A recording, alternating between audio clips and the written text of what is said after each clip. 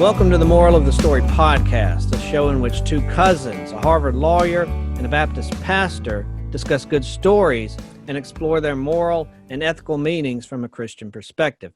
I am the pastor, Colin Trisler. She's the lawyer, Evie Brydup. And Evie, today we are going to conclude our discussion of Jane Austen's timeless novel, Pride and Prejudice. And in this episode, we'll be covering chapters 53 through the end of the story, chapter 61. And what we're going to discuss today is we're going to discuss Jane's engagement to Bingley, Darcy's true affection for Elizabeth, Elizabeth's tense confrontation with Lady Catherine, and then Darcy's second proposal to Elizabeth and her acceptance and the aftermath and the conclusion of the story. And you and I were talking earlier, and I like what you said there. The willingness to have your mind changed. I think that all kind of comes to a head here at the end of the story. And both Darcy and Elizabeth were able to change their minds about each other's character. And then once they knew they had made the right decision, they were willing to stand firm in their decision, despite the pressure that they have, kind of going on from different parties around them.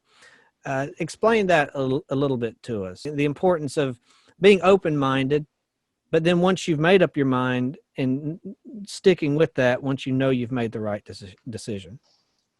Yeah, so I think generally virtue is the mean between two extremes, right? And there's being so open to everything that you never even come to a conclusion about anything, but then there's sticking to your guns no matter what new information is coming in.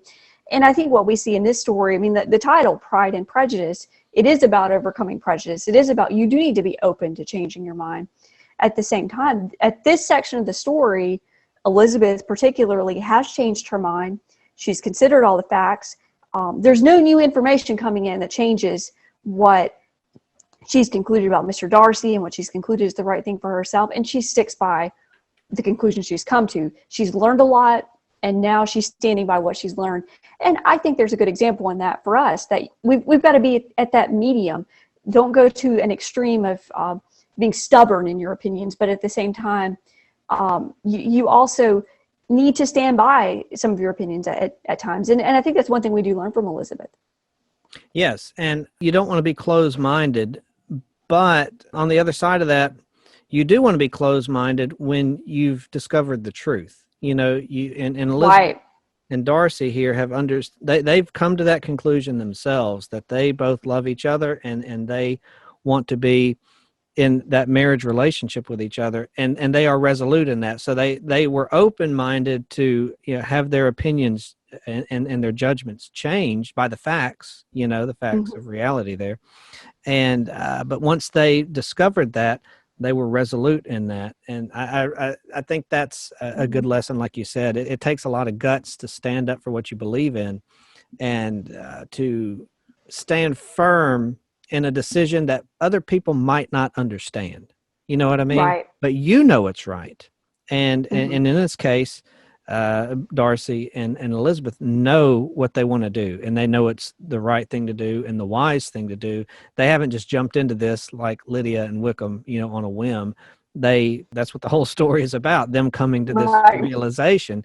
And once they realized that fact, they stuck by it. And I think that is a very good example, like you said. We start here with Jane and Bingley. Now, remember when we left Bingley and Darcy, we're coming into Longbourn as Lydia and Wickham were leaving. And Mr. Bingley comes, and he's calling on Jane, and, this puts the house in a buzz. And it doesn't take much to get Mrs. Bennet into a buzz.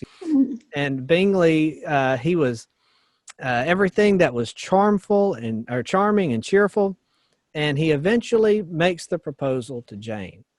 And, Jane, of course, had kind of resigned herself that Bingley was not interested in her and that wasn't going to happen, even though she had real affection for him. And Darcy had talked with Bingley and given his approval of this. He changed his mind about Jane. He gave him his approval. And, of course, Bingley just leapt at it there, and he made the proposal. So tell us about that. Well, I think Bingley's a good example of someone who isn't resolute in his opinions. He's a good guy, but he is too compliant. I mean, that you go back to earlier in the story, he knew that he loved Jane. He had enough facts in front of him to know that she loved him, but he let other people's opinions sway him. It wasn't facts and reason, but he's too deferential to other people's opinions just because it's their opinions, right? But Right. he's now finally, and some people are going to be like that. So I think we're probably all have some tendency one way or the other, and some of us have both of those tendencies at the wrong times, But Bingley's finally gotten to the point that his friend has led him in the right direction. He's deferring to Darcy's judgment still, but I think also he finally realizes his own true feelings, and he realizes that Jane really does care for him. So they've finally been able to overcome the obstacles that were in their way, and they've come together as a couple. And there's a lot of hope that this is going to be a good match. They're both compliant. I mean, like I said, Bingley's a little too compliant, and maybe Jane is also. I don't know, but you can tell they're both good people, and they're gonna have a happy life together. They both are people who, at least Jane, she's always tries to find the best there. Yeah. The best in Yeah. people and the best in the situation. And Mhm. Bingley's always he just seems to be so excited. They said he's a very affable guy, and he's very friendly to people and enjoys interacting with. And of course, Jane, was very happy that he had proposed to her, and she said, I don't deserve this. This is too much. Why can't everybody be as happy as me? And that's just kind of Jane's mindset there, which is a nice mindset. But the one thing I really liked about this was Elizabeth's reaction. She did Yeah. not harbor any sense of bitterness or jealousy or envy or anything like that. She was, Elizabeth thought her prospects had kind of dried up there. And then this good thing comes and happens with Jane. And she is sincere in her happiness for her sister. She's a genuine person, and she is genuinely happy for Jane. And she expresses that here. I thought that says a lot about her character.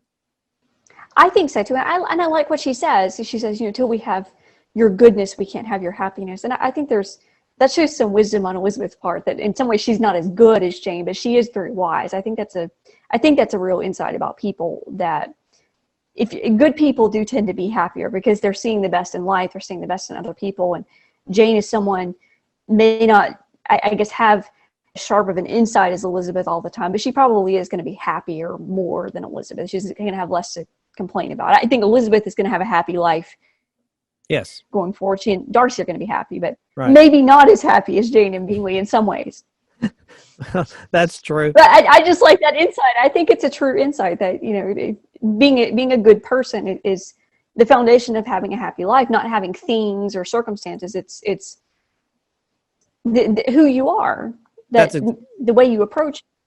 That's exactly right. Because things and stuff and circumstances, they can amuse you, but they can't make you happy.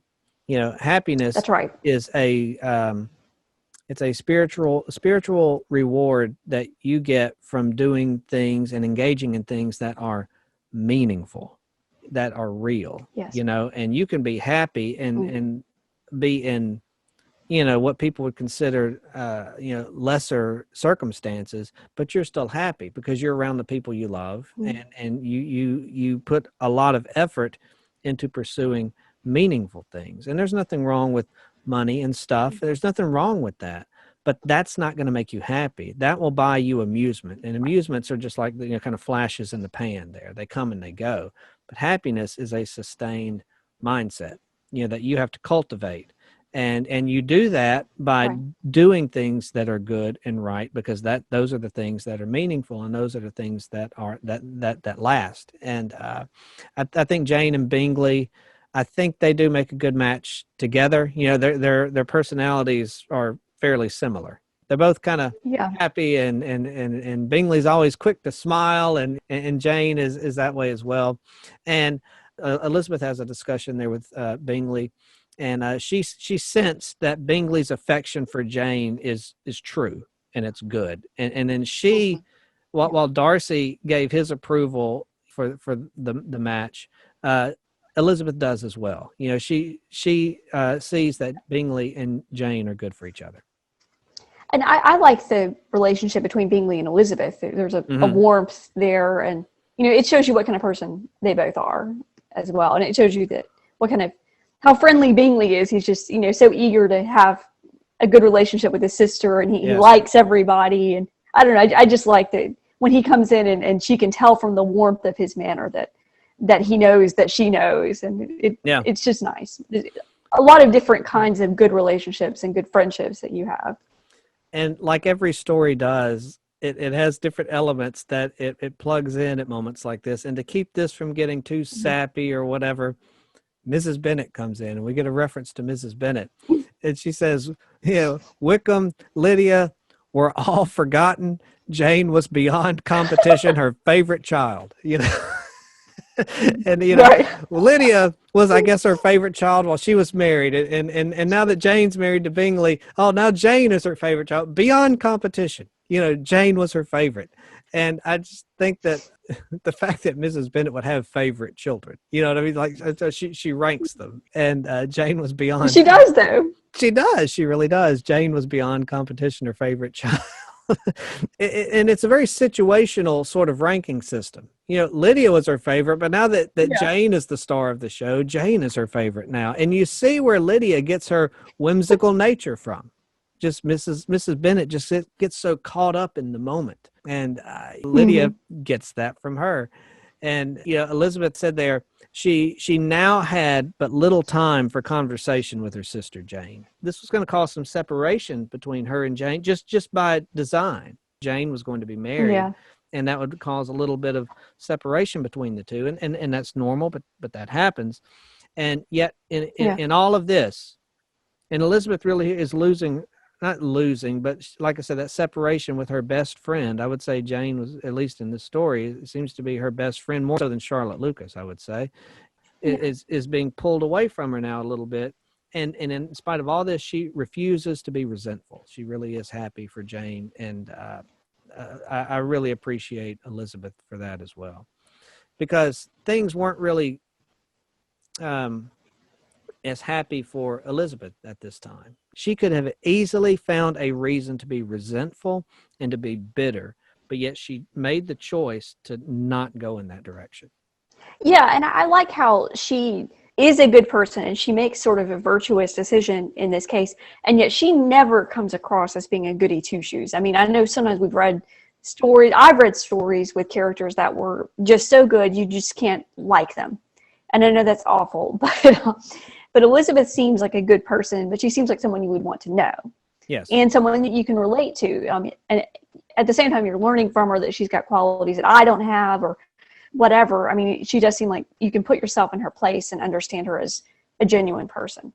No, that's a choice on her part, too, to be that good person. I think it is. Yes, it's a choice that, because she probably felt some, like Kitty with Lydia. Well, why couldn't this have happened to me? And I'm sure any normal person would think that, right? Why couldn't this have happened to me? I'm happy for my sister, but what about me? But Elizabeth does not dwell on that. And she really shows the authenticity of her love and the strength of her character by focusing in on the happiness on Jane. And we move from this happy moment here, from Bingley and Jane's engagement, and Elizabeth is at this kind of a turning point sort of part in her the story here. She's got really nothing going on, and then Lady Catherine comes out of nowhere, right? And she comes in like she always does to throw her weight around. And right. All right, start us off here and tell us what, and just in general, we'll get into the discussion, but tell us why she came like a hurricane. She just came in and started spouting off her opinions and her point of view to Elizabeth. What was her purpose here? Well, she came to warn Elizabeth that she had heard that maybe Elizabeth was going to make a match with Mr. Darcy, and how dare you? You have no business in our family, and we will never accept you.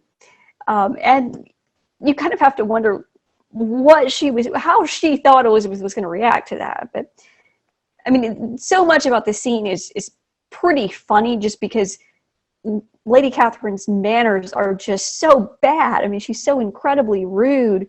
She's full of herself and thinking she's very high class, but she lacks just at the most basic level the good manners of how to treat other people well. So she comes in, she thinks she can tell everybody else what to do, and Elizabeth makes the point, well, I'm not a member of your family, you're not closely connected to me, you don't have any business getting involved in my personal affairs. It's just not your business, is it? I love the way Elizabeth stands up to her. Yeah, I do too. You might, at some points, I feel like, well, maybe she should be a little more respectful towards Lady Catherine because this is an older person. This is, there's no need to be quite as sharp as she is, but you like to read it. You like her. She's saying it. It's satisfying that, she sort of gets the better of Lady Catherine without being cruel. She says it like it is, and I think that's why you like it, because what she's saying is true. She's not saying, you're an ugly old hag and no one likes you. She doesn't say cruel things. She's just saying the truth. She's standing her ground. This is probably a case where she's doing what she should do, and I would probably back down a little. This is a little something for me to learn. Let's talk about this conversation here. The way it starts off, the way most of these conversations, these situations in life start off here. Very rarely do these confrontations start off with a bang. Sometimes they do. But Lady Catherine comes in and she starts making all these passive-aggressive comments. She doesn't just get right up in Elizabeth's face. She starts with and I can't stand passive-aggressive comments. Just let's be frank in our conversation. And she comes in and she's like, well, that lady is your mother, I suppose. And that, I suppose, is one of your sisters. That, like that thing over there. That's not a person. That is one of your sisters, and that lady is your mother. And you have a very small park here. This must be a most inconvenient sitting room, for the evening. In the summer, the windows are full west. She starts really trying to talk down to them. And, she starts off that way. I got to give Elizabeth credit here. I can't stand stuff like that. I mean, no, I would have probably called that out. I would, try to be like Elizabeth. I wouldn't have, you dirty old hag or something like that. But I would have called her out. But give Elizabeth credit. All the while, she's acting with great civility here. Probably much more than I would have been capable of here with Lady Catherine. And she offered Lady Catherine some refreshment. That she's in their house. She's being very polite. But Lady Catherine very resolutely and not very politely declined eating anything. And then to speak, I would never eat your food. I would never eat here. This is so below me. I would never eat. I couldn't touch a thing here. And then she asks to speak privately with Elizabeth. So she got past the little niceties there, the introduction, said, I want to talk to you in private. And I like what Elizabeth did there. They sat in silence there for a little while because Elizabeth was determined to make no effort for conversation with a woman who was now more than usually insolent and disagreeable. So Lady Catherine is usually insolent and disagreeable. Well, now she's taken that up a notch. And Elizabeth was bound to make no effort in the conversation. So I guess she was just going to sit there and wait for her to talk. And that's awkward. Silence in a situation like that can be very awkward. But Elizabeth, she's being very self-controlled here. She's not backing down, but she's like, I'm going to let you start this off. I'm not going to say anything. I'm going to let you start it off. And one thing that Lady Catherine, she presumes that the reason for her visit is self-evident. I mean, as if Elizabeth should be aware of the sin which prompted this visit. You should know why I'm here, and you know what you've done, and that sort of thing. And Elizabeth, I mean, she really has no idea what Lady Catherine's talking about. And then she very politely says, I have not been able to account for the honor of seeing you here. And Lady Catherine, I'll read this and then I'll toss it to you, but you got to read this whole thing. She just launches in. Miss Bennet, replied her ladyship in an angry tone, you ought to know that I am not to be trifled with, but however insincere you may choose to be. So she accuses Elizabeth of being insincere. However insincere. Which she was. Yeah. Well, yeah. And she was being kind of cheeky with the whole thing there too. However insincere you may choose to be, you will not find me to be so. Not me. I will not be insincere, Lady Catherine. My You never accuse her of that. no. And then she says, my character has ever been celebrated for its sincerity and its frankness. We celebrate Lady Catherine for her sincerity and her frankness. And in a cause of such moment as this, I shall certainly not depart from it. A report of a most alarming nature reached me 2 days ago. I was told that not only your sister was on the point of being advantageously married, but that you, Miss Elizabeth Bennet, would in all likelihood be soon afterwards united to my nephew, my own nephew, Mr. Darcy, though I know it must be a scandalous falsehood, though I would not injure him so much as to suppose the truth of it possible. I instantly resolved on setting off for this place that I may make my sentiments known to you. And Lady Catherine basically says, tell me this is not true, right? Well, I love Elizabeth's really quick response to that, which is, you're coming so far, will be more likely to confirm it. And it's absolutely correct. And I think Lady Catherine knows it as soon as she hears that. Yes, and Elizabeth, she stands her ground. This lady she comes in with these little passive-aggressive little knives, these little daggers, and Elizabeth kind of lets that go.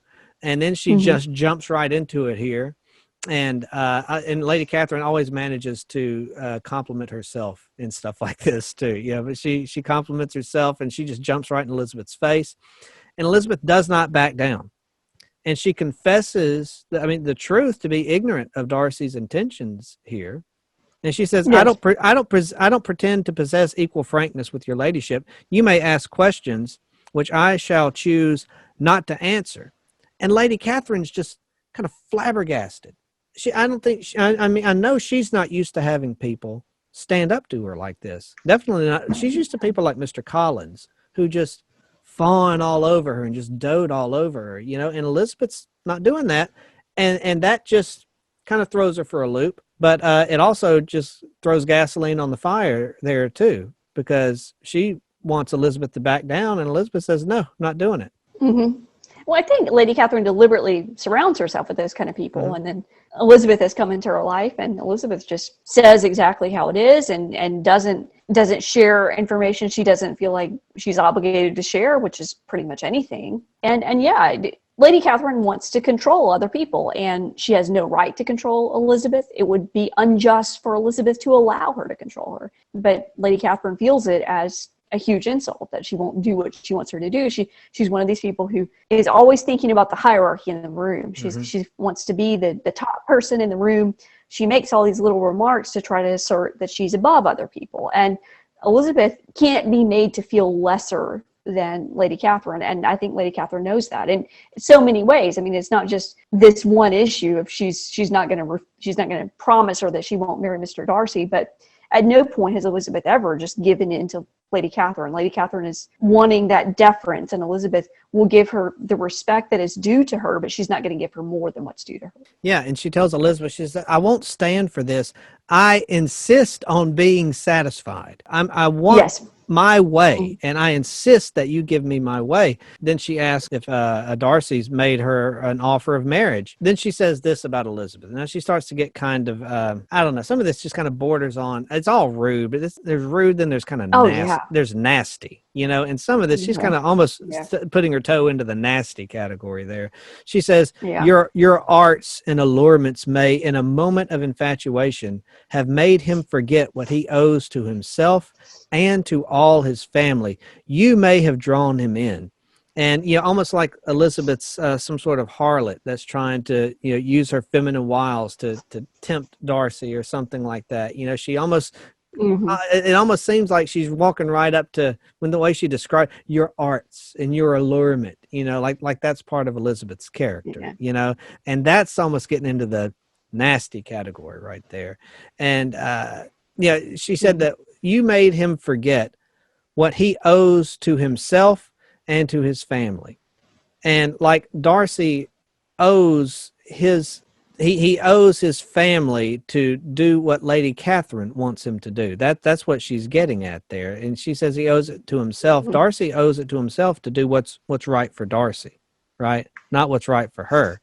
Right. And Elizabeth says, frankly, if I have, I'd be the last person to confess it. And then it reminds me here of a confrontation Jesus had with the Pharisees. I preached on this last night. The Pharisees came up to Jesus and they said, he got through teaching. And then it was the Pharisees, the scribes, the elders, this powerful group of men come up there and they say, we have a question for you. By what authority do you do these things? And Jesus says, well, let me ask you a question. And I like how Jesus doesn't answer their question. He's like, I don't accept your premise. It's kind of what he gets at here. Yeah. He says, I'll ask you a question. Was John the Baptist's baptism, was it by God or was it by men? And of course, the Pharisees are like, well, they confer with each other and they say, if we say it was by heaven, by God, then he'll say, well, why didn't you believe it then? And if we say it was by men, then the people will stone us because they believe John the Baptist was a prophet. So they said, we don't know. And Jesus said, and I'm not going to answer your question either. He stands his ground there because he doesn't owe them an answer. He completely rejects their premise. And they come in and they demand an answer. And Jesus says, I don't have to answer you. And just to tie a bow on that, because he already answered it once before. When he healed the man, they lowered him through the ceiling there, and Jesus healed his legs. I mean, he forgave him of his sins and healed his legs. And he said, to show you that the Son of Man has authority to forgive sins, take up your mat and walk. And so he tells them, I have authority to forgive sins and to heal. So he already answered their question once, but I just really like how Jesus refused to accept their premise. And Elizabeth's kind of doing the same thing here. She's like, you come in and you're trying to bully me, but I don't have to answer your question. I don't have to act the way you want me to act, And that takes a lot of strength of character in a moment of pressure to stand up like that. Well, that's right. And I think it's easy to feel like we need to do for people what they want. We need to give people what they expect. But that's not always what's just. And a lot of times, like giving into a bully, you're not doing that person any favors. You're not showing love to that person because you're cooperating with them continuing to be a bad person. I mean, you're not doing the right thing. Sometimes the just thing for someone is to tell them the truth. Yeah, instead of telling them what they want to hear. Right, yeah. Or else you're enabling bad behavior. And then you become a part of that. And then they have this back and forth, Lady Catherine and Elizabeth. Lady Catherine says, Miss Bennet, do you know who I am? And what kind of stupid question is that? Of course I know who you are. Right. I have not been accustomed to such language as this. I am almost certain I am almost the nearest relation he has in the world and am entitled to know all his dearest concerns. And Elizabeth says, but you are not entitled to know mine, nor will such behavior as this ever induce me to be explicit. It said, you may feel entitled to know what's going on with Darcy, but you are entitled to nothing from me. And I will not, as long as you keep acting like this, I will not give you the answers or the explanation that you want because I don't owe it to you. You're not earning my respect here. And Elizabeth, I mean, I thought that was just kind of a perfect comeback, because she tries to do that. Do you know who I am? I'm superior to you. You exist to benefit me. You exist to satisfy me, and you will give me what I want. And Elizabeth says, I don't owe you a thing. You may feel entitled to Darcy, but not here. That's not going to work here, lady. And Lady Catherine tells Liz Darcy's promise to her daughter and that they had been promised to each other since infancy. They have been engaged in a matter of speaking or something like that. And the parents, they declared it to be so, like they're making up their children's mind for them. It reminds me of something Mrs. Bennet said when Elizabeth turned down Mr. Colin's proposal. And she told Mrs. Bennet, told Mr. Bennet, go speak to Elizabeth and make her accept Colin's proposal. Like, make her do it. The parents trying to tell the daughter to make her do something. And that's what Lady Catherine's doing here. You know, they have been promised to each other. We've decided what's best for them. And there comes a point in time when you reach a certain age and parents can't make their children do certain things at a certain age, right? I mean, right? And obviously not when they're children. I have to make my son clean his room. I have to make him do that. But when he gets older, it's not healthy for me to tell him who he needs to marry or to make his life decisions for him. And that's what these people are trying to do here. And Elizabeth is not having any of it. Yeah, I mean, there are certain decisions you can't possibly make on behalf of another person. And I think who to marry is probably one of the most basic ones. I mean, marriage, to be a valid marriage, it's got to be consented to by the people entering into it. It can't be, it can't be decided and forced from the outside. Like you said, there's things that children owe to their parents. Like a child living in your house owes it to you to clean his room when he's told to do that. And even as an adult, there are things that we owe to our parents. There's respect that we owe to them. But there's also, if we had parents, which of course we don't, but if we had parents who were trying to tell us things that they don't have a right to tell us what to do, like who to marry, we don't owe that to them in justice to give in on those kind of points, because no one has that right to have that authority over anybody else. And Elizabeth recognizes that. And Darcy recognizes that too. That's one thing I like about him, that he doesn't insult his aunt when he's discussing all this later. He doesn't go out of his way to say bad things about her, but he understands what isn't due to her. That he owes her respect as his aunt, but he doesn't owe deference to her opinions, or, he's got to treat her well, but he doesn't need to do what she says at all. I don't think he thinks that she has the right to be involved in his personal life. That's exactly right. And I was going to make this point later on when she wrote this kind of rude letter to Darcy after she found out that he proposed to Elizabeth. And Elizabeth kind of had to talk him back a little bit, And I mean, he was upset about it, and she kind of had to talk him down. And so that, again, that's the beauty, having the positive influence on the beast. He wanted to, and we'll talk about that later on. But he did want to. I mean, he wasn't rude back to Lady Catherine, but he wanted to be. And Elizabeth, God bless her, taking the high road, says, "No, don't act that way." So I mean, she. I wrote that down too to discuss. Yeah, and we'll get to that later on. I don't want to talk about that right now, because it'll mean more when we get to that point. But Lady Catherine acts as if her word carries absolute authority over others. That other people exist to please her, and that they are her toys, and she can move them and do with them as she pleases. And that's just an awful attitude. And I'm glad Lizzie stood up to her here and was able to put her in her place without being rude or obnoxious or nasty about it. I thought she did a really good job of showing how you can stand your ground without being disrespectful.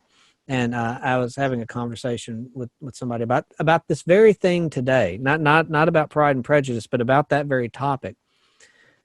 You can stand up to somebody that's an authority over you, and stand up like at work, for instance.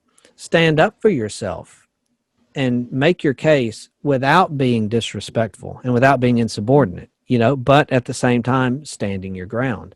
And that's something that everybody has to learn how to do, because if you don't make your case and you just defer, you'll be a doormat, and you'll be treated like a doormat. But if you just blow up and act obnoxious and rude, you'll get fired too.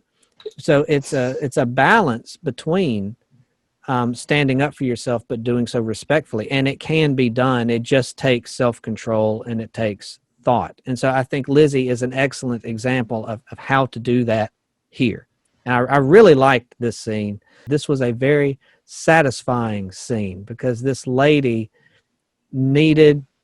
she got to be, as the old Southern phrase, too big for her britches, And Elizabeth had to tell her how it is, and she did so very well. And she's not trying to hurt her. She doesn't say anything for the purpose of wounding Lady Catherine. She's just speaking the truth. Right. That's exactly right. And that's how you can do that and still walk away from a situation like this with your integrity intact. It's so important to keep your integrity intact in every situation. And you may feel like you want to call this person names. You may even want to punch this person in the face or whatever, but you can't just do what you feel like doing all the time.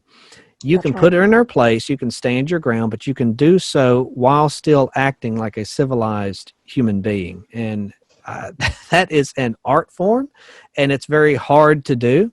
Because in situations like this, some people just want to kind of wither and crawl into the fetal position and just wish for it to be over.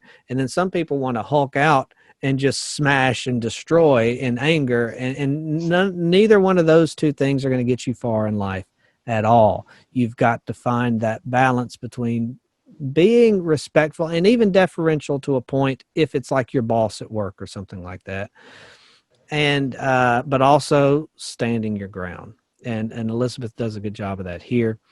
And I like when Lady Catherine talked about that Darcy was promised to her daughter. And did you know this? Did you know that from his earliest hours he was destined to be with her? And Liz said yes, and I heard it before. But then she says, "But what is that to me?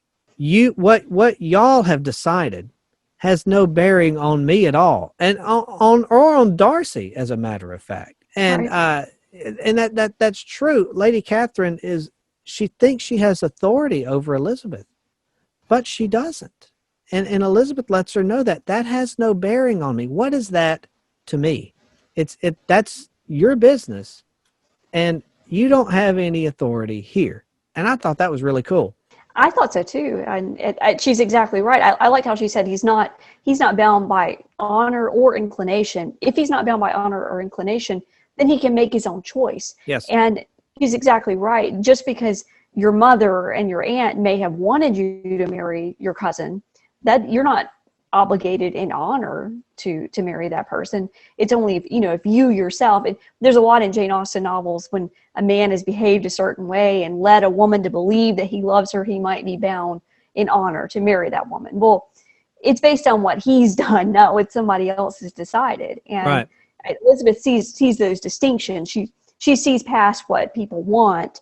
She sees past what even maybe society would say is due to certain people, and sees what's actually just and what isn't. Well, nobody has the right to decide for somebody else who they should marry.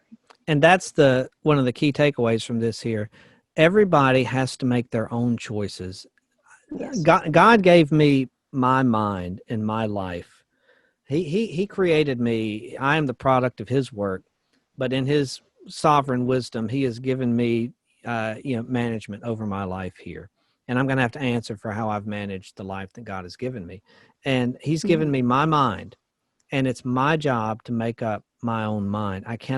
I would say, Evie, it's sinful to let somebody else make up your mind for you. And I'm not talking about listening to wise advice. I'm not talking about that. I'm talking about, all right, what do you believe? That's what I believe. It's just letting other people do your thinking for you.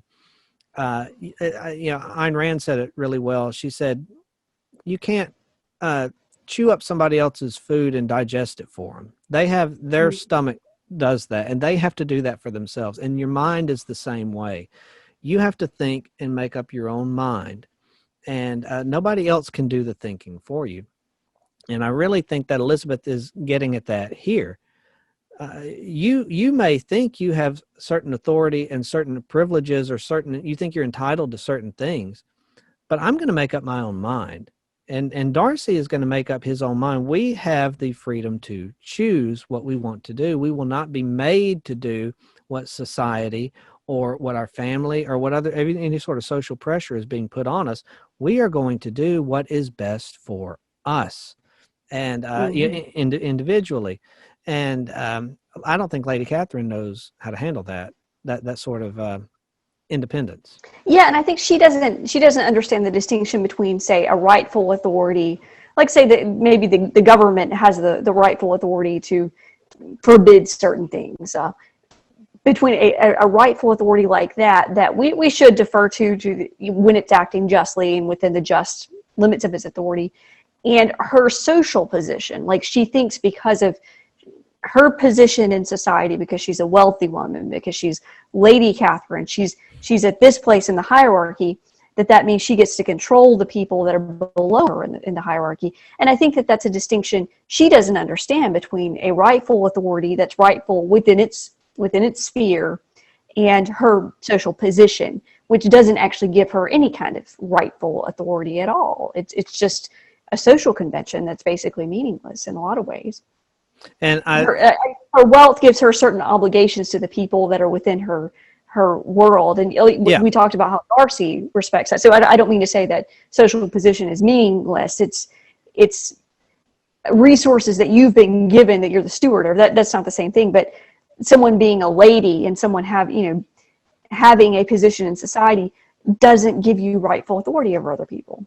And she has the audacity, Lady Catherine does, to cite honor and decorum, right, and prudence, as if she's displaying all of these things right now, which she's not. But she has the audacity to cite those things as reasons to forbid Elizabeth's engagement to Darcy. If you had any sense of honor, you wouldn't do this. If you had any sense of prudence or decorum, you would not accept his proposal. And then she told her this. Then she moves into the, all right, so she had at the beginning, she had the passive aggressive stuff. Then she kind of flies off and she's into the elitist insulting thing. Who do you think you are kind of thing. And now she moves into the threats.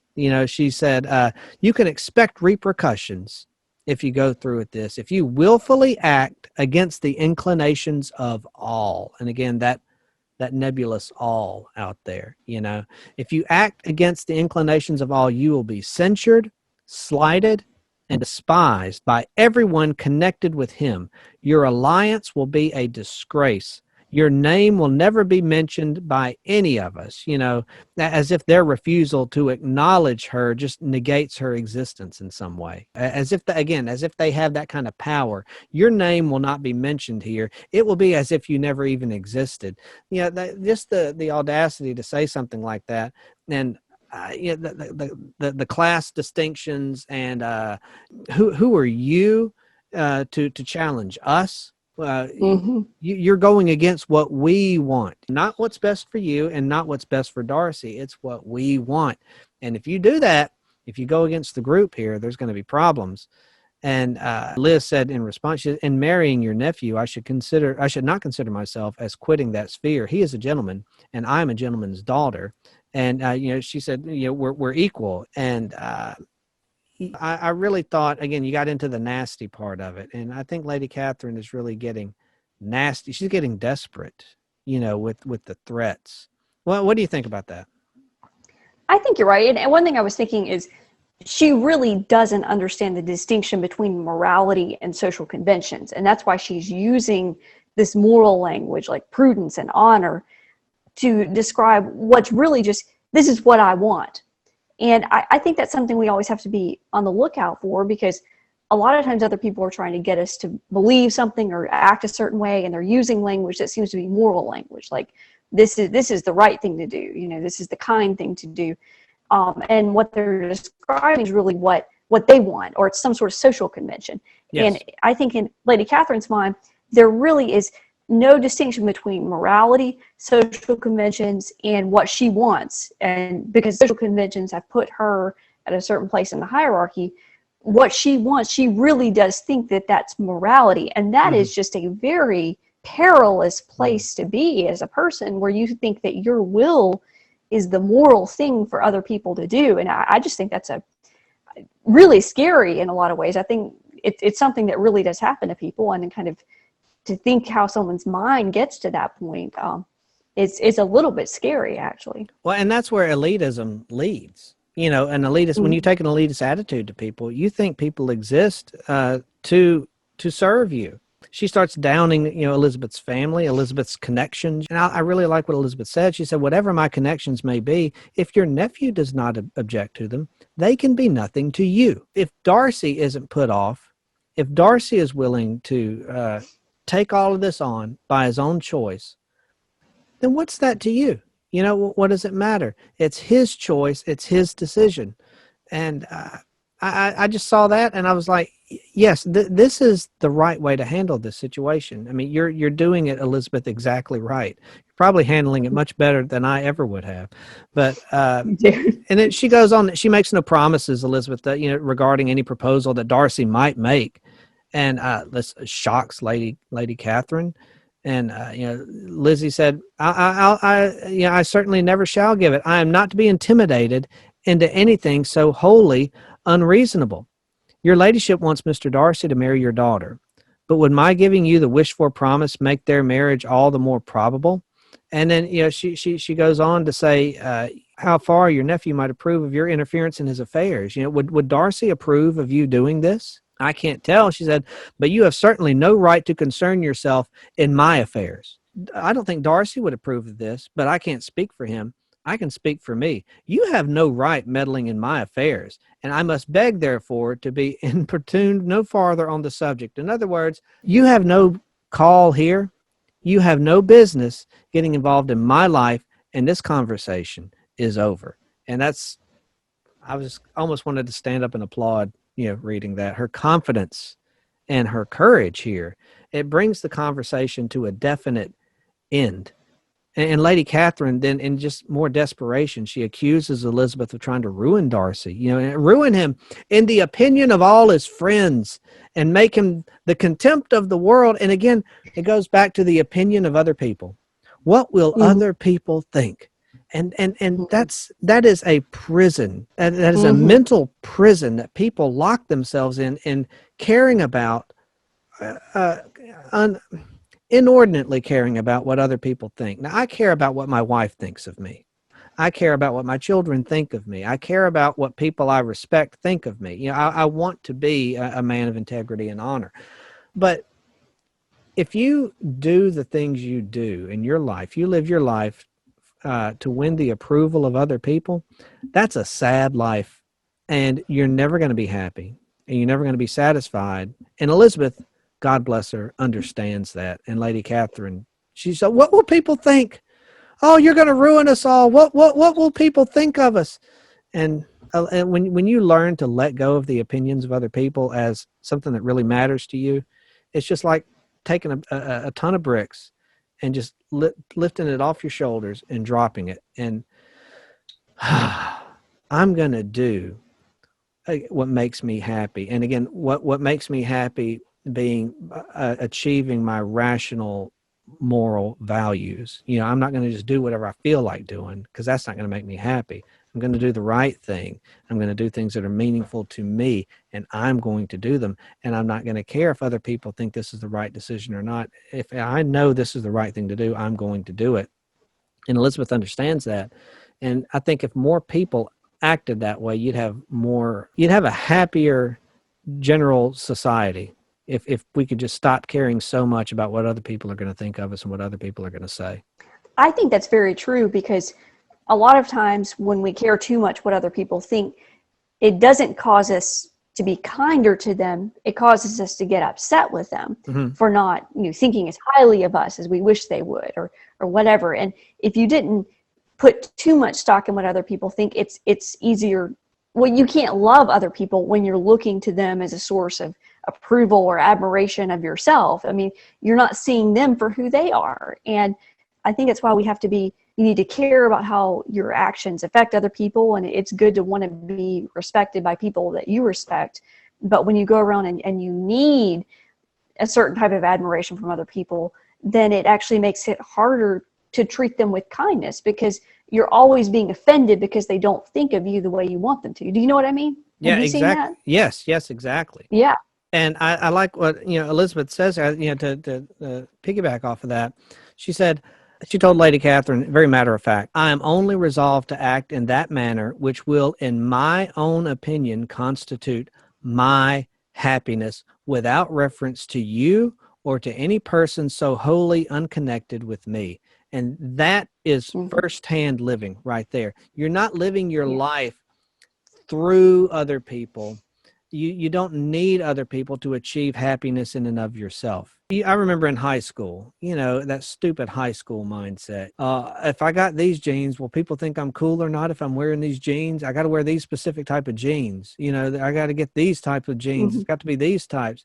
And, everybody's eaten up with insecurity in high school, or a lot of people are. I was. And it just, when you finally realize. And later in life, for that matter. Well, and it's always a temptation. It's always a temptation to let your insecurities get the best of you. But that's why it's so important to know what you value and for you to know what is right. And I'm going to achieve what I love, what I value. I value my relationship with my wife. I value my relationship with my family. We homeschool our children. And, some people, and we have 5 children, 4 are here, 1's on the way. And some people say, why do you need 5 children?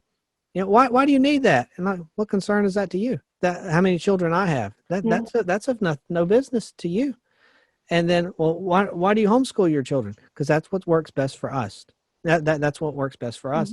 And you don't make your decisions. Oh, well, what will other people think if we want to have another child? What will other people say? We don't care. We're going to do what God leads us to do, and we take courage in that we are doing the right thing. We're doing what God has called us to do in homeschooling our children. Now, has God called everybody to homeschool their children? I mean, no. Are you wrong because you don't homeschool your children? No. That's your individual decision. That's between you and God. But God has called us to homeschool our children. And I'm not going to judge you for not doing it, but I'm going to do what God has called us to do. And I'm not asking your opinion about it, so you can keep your opinion to yourself. And I know what we value, and we're going to work hard to achieve our values, and we're not going to. I hate to use the word care. I don't mean to sound flippant or try to sound like a big shot, but you just don't care what other people think. You do what you know is right, not what you feel like doing, but what is right. And Elizabeth, that's a perfect statement right there. I will do what, in my opinion, constitutes my own happiness without reference to you or to any other person so wholly unconnected with me. And I just thought that was an excellent statement. Elizabeth Bennet is an individualist, and she operates by an individualist philosophy, and that is what makes her extremely appealing to me. That makes me aspire to be like her. That strength of character. Well, I think that's right. I don't think she's an individualist in the extreme sense, though. I mean, she's a person who does recognize that members of her family have a real claim on her. For example, Jane, someone who is connected to her, might have something to say about her life decisions. But that's what she said there. I'm sorry to interrupt. Right. That's what she said there with somebody who is so wholly unconnected with me. Not the people who are connected with me. I'm going to consider the people who are connected with me, but not the people who are unconnected with me. So I'm going to take my family into account. I'm going to take the people I love into it because they're part of me. They're what I value. And so she's not just to heck with everybody and everything. No, the people that are connected with me, I care about that. I value those relationships, and I'm going to consider that in what I do too. I think that's what you were getting at there. Yeah, that's right. And the decision that she's ultimately going to make, which is to marry Mr. Darcy, it isn't individualist in the sense of her being isolated. She's not a standalone unit in society. Right, the decisions that she's making for herself are to form a family. And one thing I liked in one of the chapters, she's looking forward to when they're going to be at Pemberley in their own family circle. I mean, it's not just that she's going to marry this man, but they're forming a new family. And that's something she's looking forward to as well. So she can think for herself, but what she does with that reason and with that individual identity is to connect with other people. And she has those, because that's what we always have to understand, that there was always that tension between the individual and society, because we don't exist on our own. We owe duties to other people. There are people who have legitimate claims on us, particularly our family. And the individual isn't meant to be a standalone unit in society. We're embedded in a family. And Yeah. I think that's something she understands too. And but Yes. even within the family, there's times when you need to think for yourself. You need to take other people into account. You need to listen to their opinions. You need to take their input. But even within your family, there's a time when there's a decision for you to make, for example, who to marry, and that's not for anybody else to make. Well, an individualist So is, that's one thing I like about this is you're seeing all the different, it's that balance between the tensions. It's not just me. I'm not going to just do what society wants because I exist. I matter as a person in myself. But at the same time, part of being a human is all these connections to other people. And both of those things are true. right. That's it. That's right. And Yes. society is made up of individuals, and no rational thinking Mm-hmm. person thinks he can do it all by himself. I understand that. I can't do everything by myself. If my car breaks down, I'm good at certain things, but I'm not good at fixing cars. So I've got to go to somebody to fix my car. And I'm well aware of that. A rational thinking person knows, and I pay him money, for a service, and we make that trade. We're two, rational men.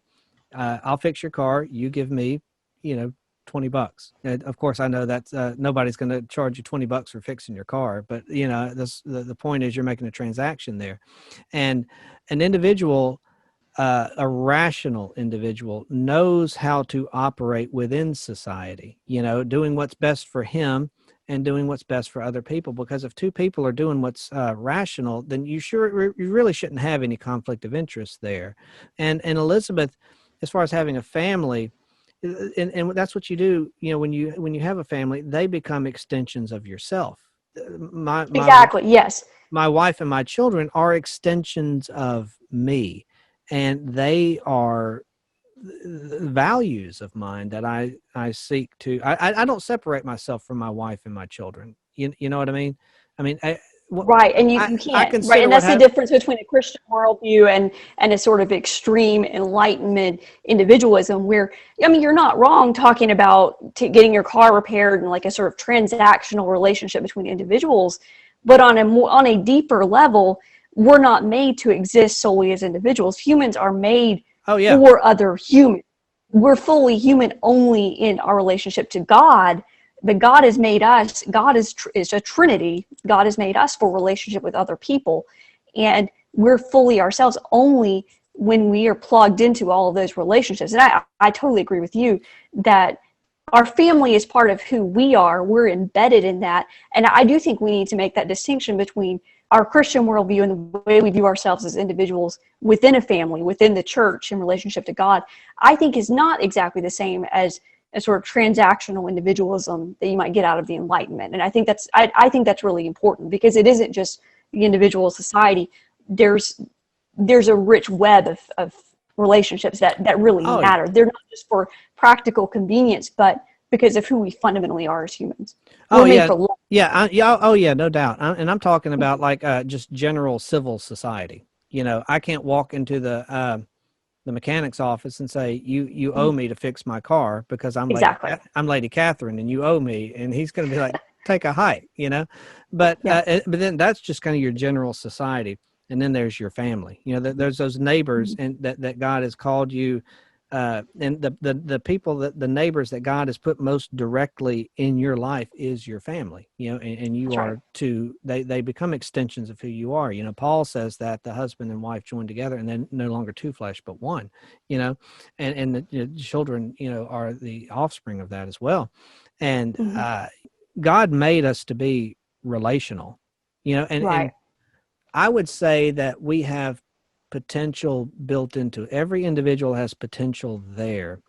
I think that you need other people to help realize that potential. You know what I mean? You need to learn from other Yes. people. You need the good influence of Mm-hmm. other people. You need the encouragement. You need the discipline. Iron sharpens iron of other people. And people that have your best interest at heart, and you have their best interest at heart, and you interact together, you bring out the best in each other. And that's why I'm a big proponent, and we've talked about this, of marriage. And I would not be, not that I'm the world's best man. I'm not. But there's the man that I am after I got married to Amanda, and the man I was before I got married to Amanda, and the man that I am now and that I am growing continually into, I would not have gotten there without her. You know what I'm saying? So, I mean, Yeah. we work together, and she brings out the best in me. And, God made us to be that way, not just marriage and not just family, people in general. You have friends and you learn from Mhm. people and that sort of thing. We're supposed to work together to bring out the best in each other. And I think it was Aristotle, I think. He said, any man who lives alone is either a god or an outlaw. And, and, Oh, I and, like and, that. and Yeah. I'm not a god. And really, if you're just Mhm. out there living by yourself, that's just not healthy. That's not right. There's something wrong with you. No. Now everybody's introverted or Mhm. extroverted or whatever, but you still need to be part of that society. But you, at the same time, you don't surrender your individual identity to the society. And that's what kind of Lady Catherine, I think she wants Darcy and Elizabeth to do. You surrender your individual identities to us, and we will tell you your betters. We will tell you what you need to do. And Elizabeth, take a hike. I don't need to listen to that. And the conversation ends. Elizabeth ends the conversation here. Elizabeth returned to the house alone, and Miss Bennet, she met her there at the door. And she said, well, why didn't Lady Catherine come in and rest herself? And I like what Elizabeth said. She didn't choose it. She freely chose I love it. not to do it.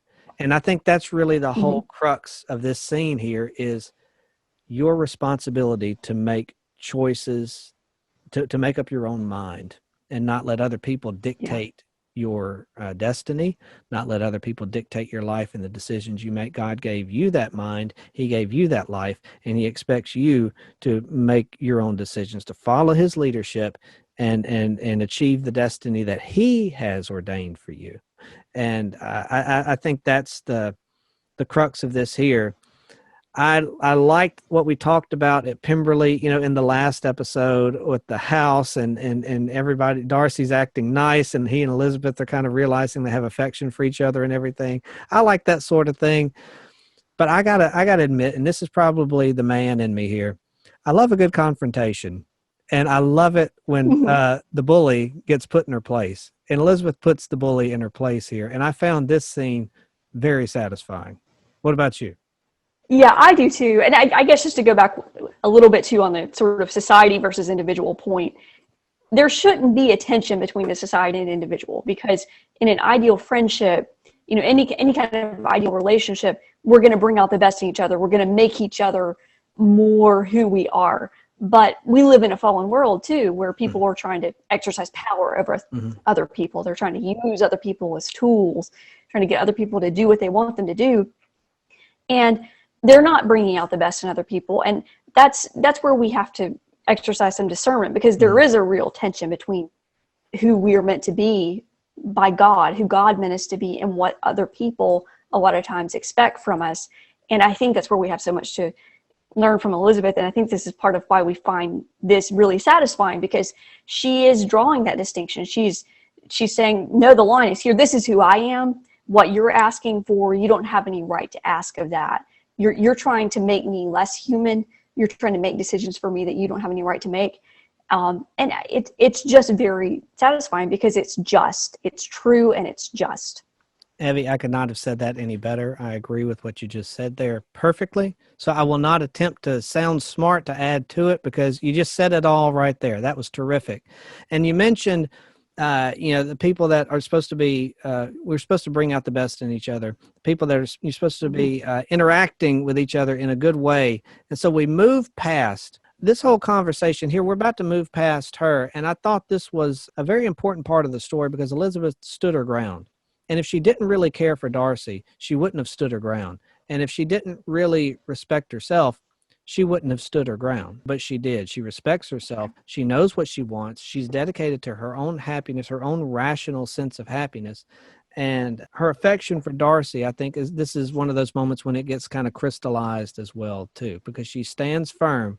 Because let's face it, she knows if she gets hooked up with Darcy that this isn't going to be the last time she has to interact with Lady Catherine. That's I true. mean, she's going to have to see her again, and she stands firm here. And I think this was, but I think this conversation was good for Lady Catherine too, in that it kind of showed, establishes the rules for how this is going to go. yes, and it shows her you can't treat people like this.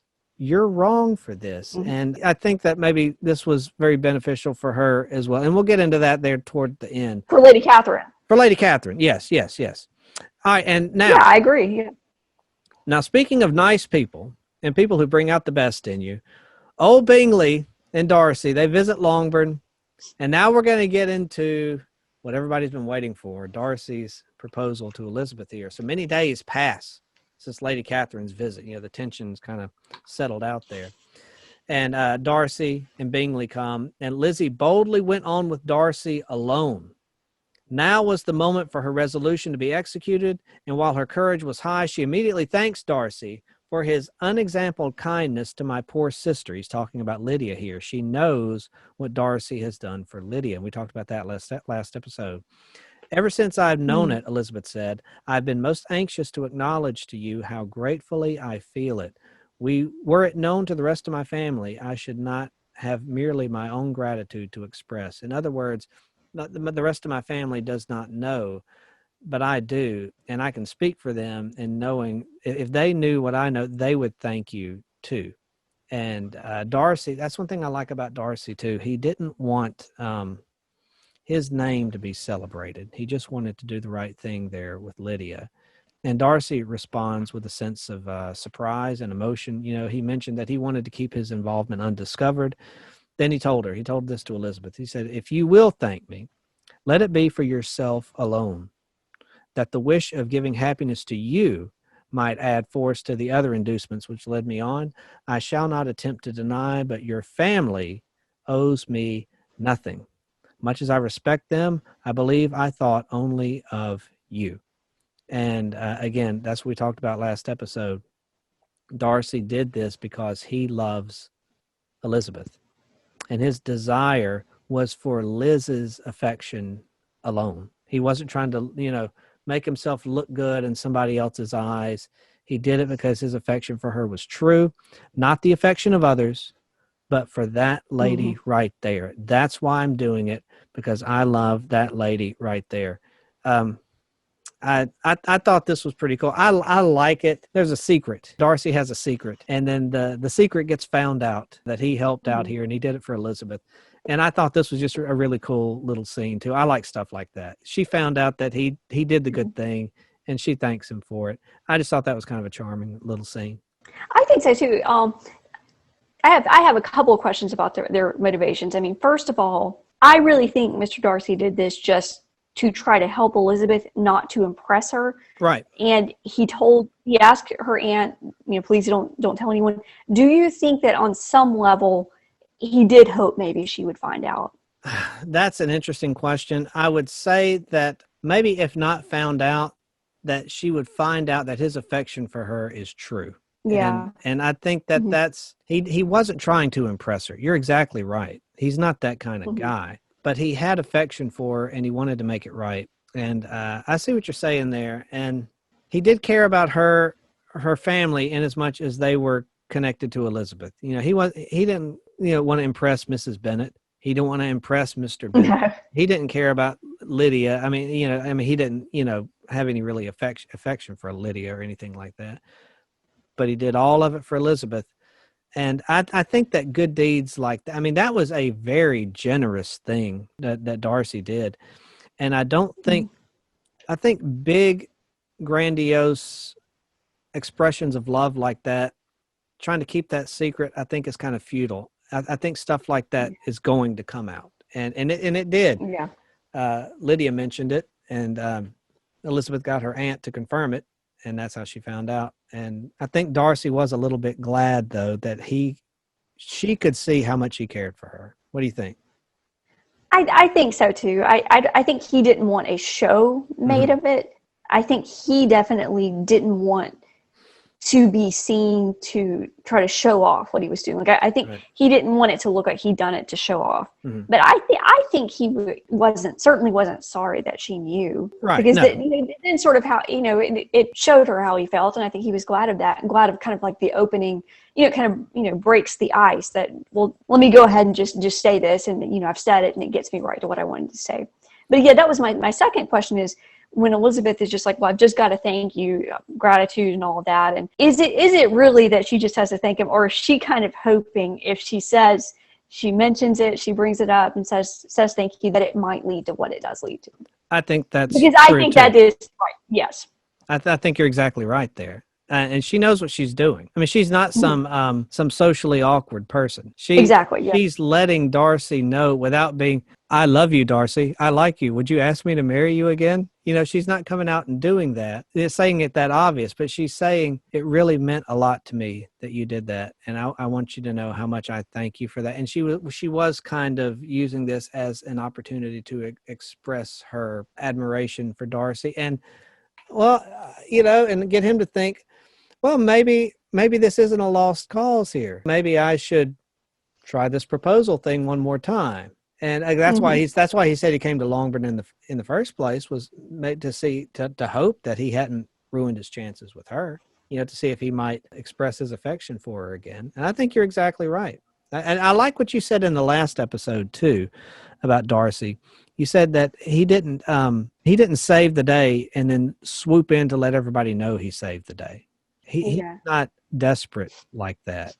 He did it because he cared for her. And then when Elizabeth did find out, I agree with you. I don't think he doesn't react all disappointed. I think he's glad that she knows, because I want her to know how much I care for her. And Darcy's not necessarily the smoothest guy out there as far as like social smoothness and everything, but he lets his actions speak for him there. And I think you're exactly right. He was not upset in the least that she found out about it. And she was not, I wouldn't even say subtle. Her, oh, thank you so much. I think it wasn't a subtle, hey, I'm open for business here. I want to let you know, I really appreciate this, big guy. You did a really great thing, and I really appreciate it. It was very kind of you. And I think she's letting him know there too. I've kind of changed my mind about you here. And because she knows he's not that socially smooth, he's a little bit shy. She's giving him an opening, and she knows exactly what she's doing.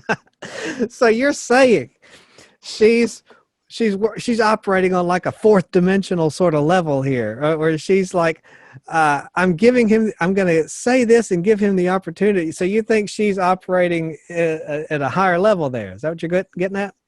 No, because I don't think it's manipulative at all. No. Because I think the gratitude she's expressing is totally sincere.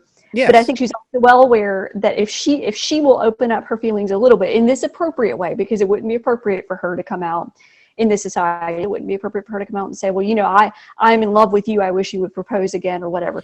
That wouldn't be appropriate. And she doesn't want to do that. And I think even today, a woman doesn't want to do that. But she's expressing enough of her feelings to sort of make it smooth, to get him into that position. It's not manipulative. It's because what she's saying is also what she actually feels. You know what I mean? She knows the effect it's going to have, but it's sincere. It's not manipulation. It's prompting, because Darcy needs that. And I would venture to say most men, a lot of men do. Yeah, she's making it easy for him. You know how a girl is. They may think, go ahead and make a move already, man. Come on. I remember I was on a date with a girl one time. We went to see a scary movie, and something happened, and it was kind of a big jump. And she had her arm there on the armrest. We're at the theater, and she's sitting there kind of strumming her fingers on the armrest like this. And I finally reached over and held her hand at one point, and we got through afterwards. We were talking, and she was like, well, I had my hand sitting out there forever. I wondered when you were ever going to reach over and hold my hand. It's like, I thought guys can be so oblivious sometimes, and we really can. We really can. I mean, I'm not denying that. And I think Elizabeth realizes that about Darcy too. Mm-hmm. I am not manipulating him, but I am prompting him. I'm giving him a gentle nudge into this direction here to let him know it's okay. I'm not going to bite his head off like I did last time. Right. Isn't that what you're getting at? Yeah, because I think where it will be manipulative is if she said a thing that wasn't totally sincere, Yes. wasn't true, Mm-hmm. in order to get him to do what she wanted him to do. In fact, she's not trying to get him to do what she wants him to do so much as she's giving him an opportunity to do what she hopes he wants to do, right? I mean, I think it's a subtle distinction, but she's not trying to control him. She thinks they both want the same thing, and she's trying to make it easy. And that's and she does. That's she does exactly a good job. right. Yes, she that's exactly right. She does an excellent job. That's very insightful. That's very, very good. I didn't even think about that, but now that you say it, that makes total sense. And there was a certain, awkward, as it is in these situations, there's a certain awkwardness between them there. And she mentioned her sentiments had undergone so material a change, and she received his gratitude with assurance. So she's very assuring and encouraging, which is much different from last time. Darcy said he experienced true heartfelt delight, the sense of happiness that he had never felt before, and expressed himself on the occasion as sensibly and as warmly as a man violently can be supposed to do. He told her of his feelings, which, improving of what importance she was to him, made his affection every moment more valuable.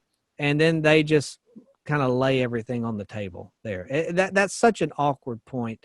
When Darcy's going, he knows he's going to propose. I think Elizabeth here has a pretty good idea that he's going to propose here, right? I think so. And you know what? I think he was going to do it even if she didn't make it easy for him, but she did. And it's still nerve-wracking. I remember when I proposed to Amanda. It's not like it came out of nowhere. I mean, we had talked about marriage, and we had talked about our affection for each other. When I proposed, I knew she would say yes. There was not a doubt in my mind she would say no.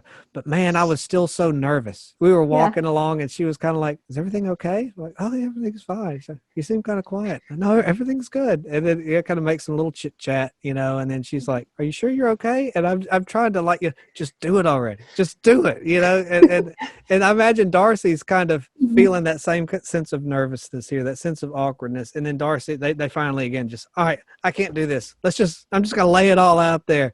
I cannot be so easily reconciled to myself. The recollection of what I said then, of my conduct, my manners, my expression during the whole of it, he's talking about his first proposal, he said, all of that, he says, is now and has been many months. That has been a source of inexpressible pain for me. I can't tell you how badly I feel about that. And I'm very sorry about that. And he says, your reproof, so well applied, I shall never forget. Had you behaved in a more gentlemanlike manner. And he said, that stuck with me. You told me that, and I won't forget it. And that stuck with me. And that prompted me to realize I need to make some changes here. He said, those were your words. You know not, you can scarcely conceive how they tortured me, though it was some time, I confess, before I was reasonable enough to allow their justice. So he got, as people do when they've been corrected, they get, get their feelings hurt about it, but then he realized she's right. And then he tells her here, what you said, that really struck me. And that changed my life here. And this actually, I think this was quite a big step for Darcy. This took a lot of guts for him to do this, and it says a lot about him. He was actually listening to what she had to say, even the correction, even the reproof, as he said. He took her words to heart because he respected her opinion. And I think that once he got past the hurt feelings of that whole rejection, I think his respect for her grew after that, and that's what's prompting him here to propose. He said, let me say this, I'll toss it to you here. He said, when I wrote that letter, the letter he gave to Elizabeth, he said, I believed myself perfectly calm and cool, but I'm since convinced that it was written in a dreadful bitterness of spirit. And Elizabeth says, the letter perhaps began in bitterness, but it did not end so. The adieu is charity itself, but think no more of the letter. The feelings of the person who wrote and the person who received it are now so widely different from what they were then, that every unpleasant circumstance attending it ought to be forgotten. You must learn some of my philosophy. Think only of the past as its remembrance gives you pleasure. And dwell on might have been better. You want to think about the past, but you don't want to dwell on the past, the bad things in the past. You want to learn from it, but you don't want to dwell on it. I understand what she's getting out there, though. And what do you think about Elizabeth and Darcy here? They're really just putting it all out there, letting them know what they think and what they feel. And I really like this part, too. Yeah, I like this proposal scene. And I guess starting to sort of the moment where he, I guess, proposes to her and she accepts, it's not very romantic, but Jane Austen does the same thing she does in all of her books.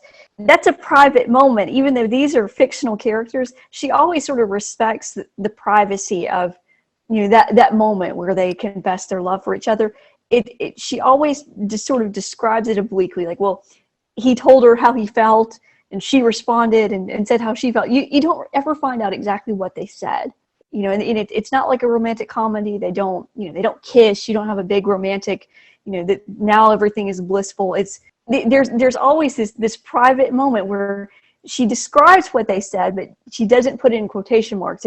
There's a little bit of distance there. And I think that's really interesting.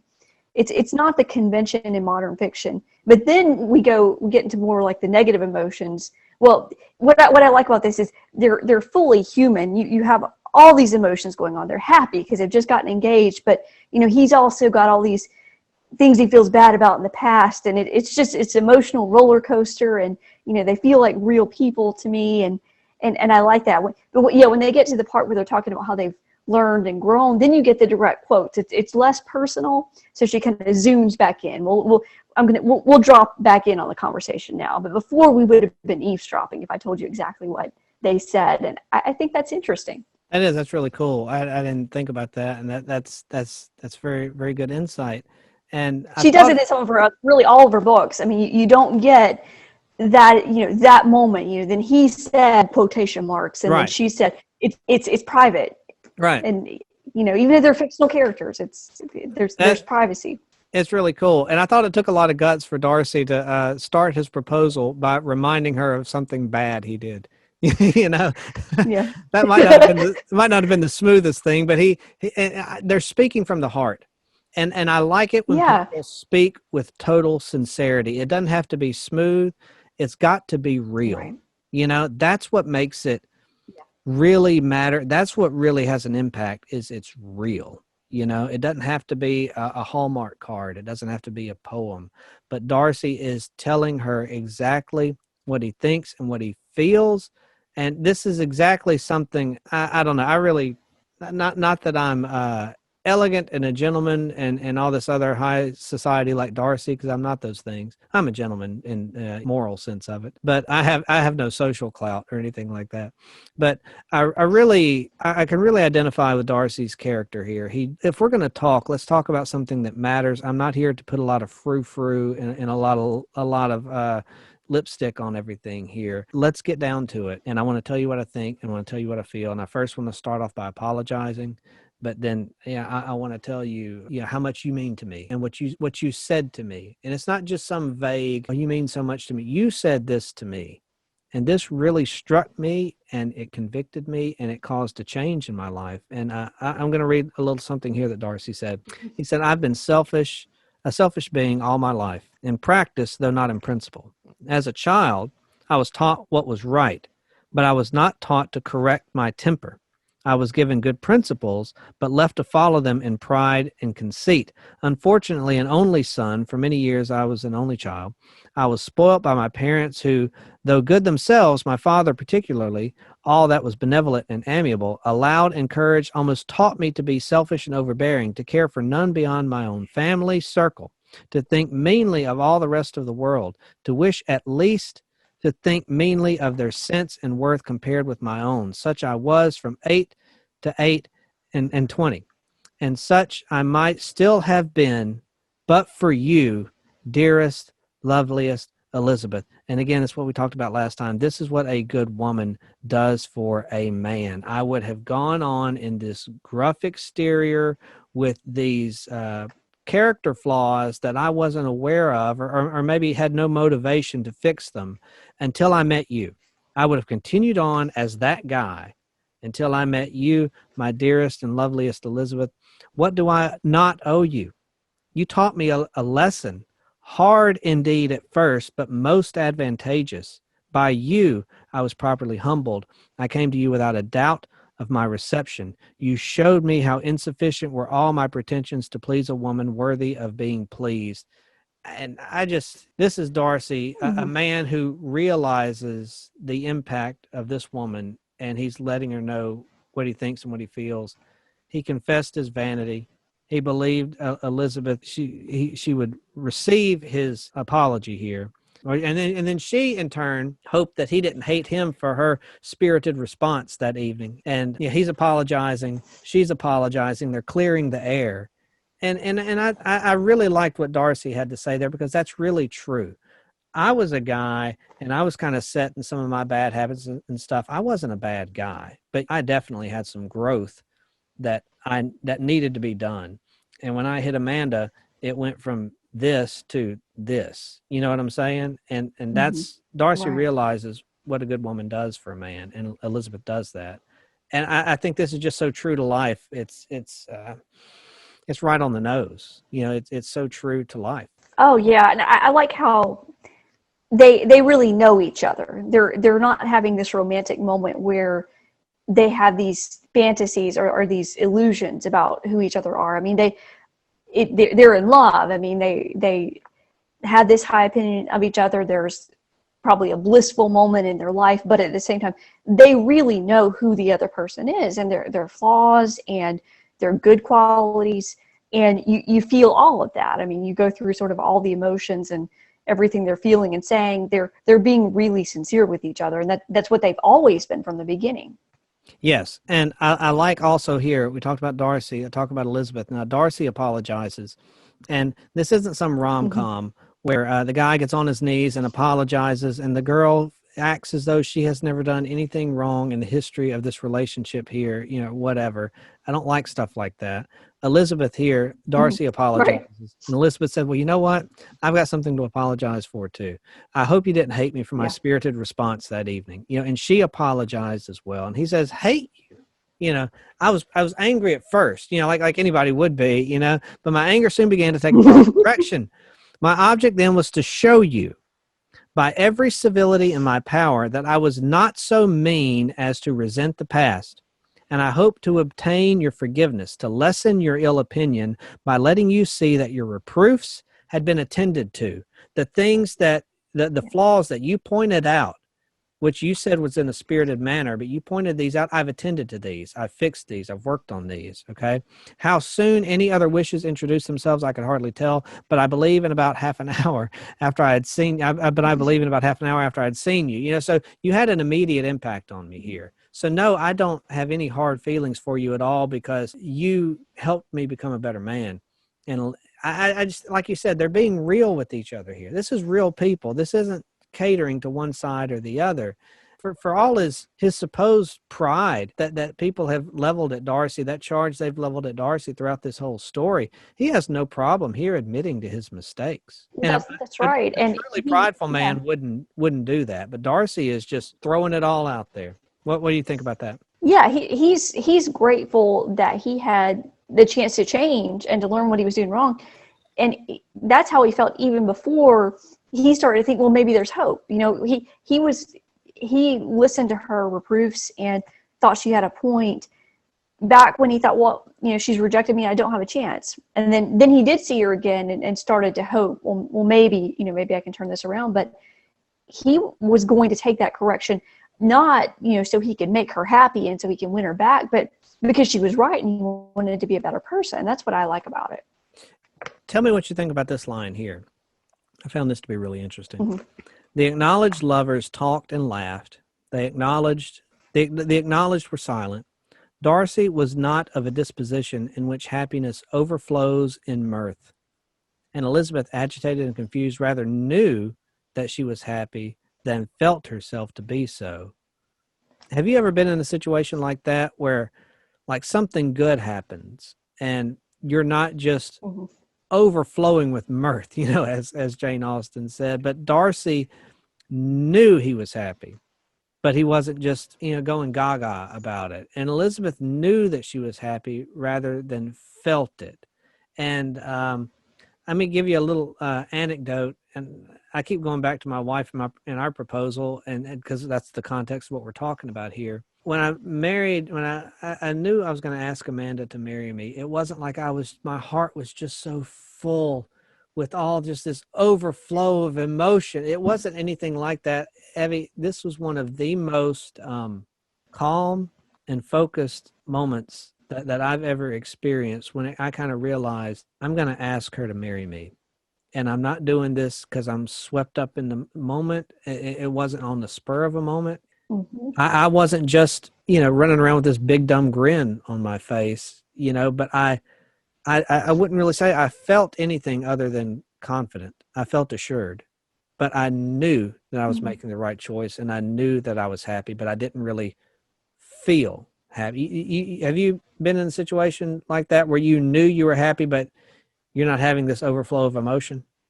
I think I must have, because when I read that sentence, and of course I've read it several times, but just reading over it even yesterday or today, it just feels so true. I mean, it's sort of like, yeah, I know what you mean. And I liked how she's depicting how people actually feel. Like, you don't have a good thing happen and then you're blissful for the rest of your life. Like, your emotions are complicated, and you can feel a bunch of different things at one time. And I love that. And I read it, and it just felt really true to me. It's like I could feel what it's like to be in a situation like that. I don't remember anything particular, though. I just feel like I must have felt that before because I identified with it reading it.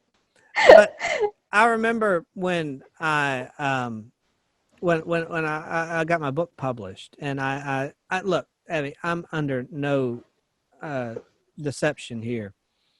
I have no social media presence. It's not like I'm widely known. I'm a pastor of a rural church in Louisiana, which is fine with me. I'm exactly where God wants me to be, and I'm totally content and happy with that, and I'm fine with that. I'm exactly where God wants me to be, and that makes me happy. And but I did not know if I was going to be able to have a publisher bite on this book. And I got one to bite on it strictly because they thought it was a good book and worth, the content was good. I don't have 50 million YouTube followers. I don't have a large Facebook or Twitter or anything like TikTok. That. Whatever, whatever, TikTok or whatever else is on. I sound like such an old man now. I don't have anything like that. And when I got an email back that said, we'd like to publish this book, we'd like you to send us a book proposal and all this other stuff, and we want to do this. And I just kind of read it, and I was just kind of like, And then I showed it to Amanda, and she was like, she kind of looked at me, and she's, well, this is good news. And I was like, yeah.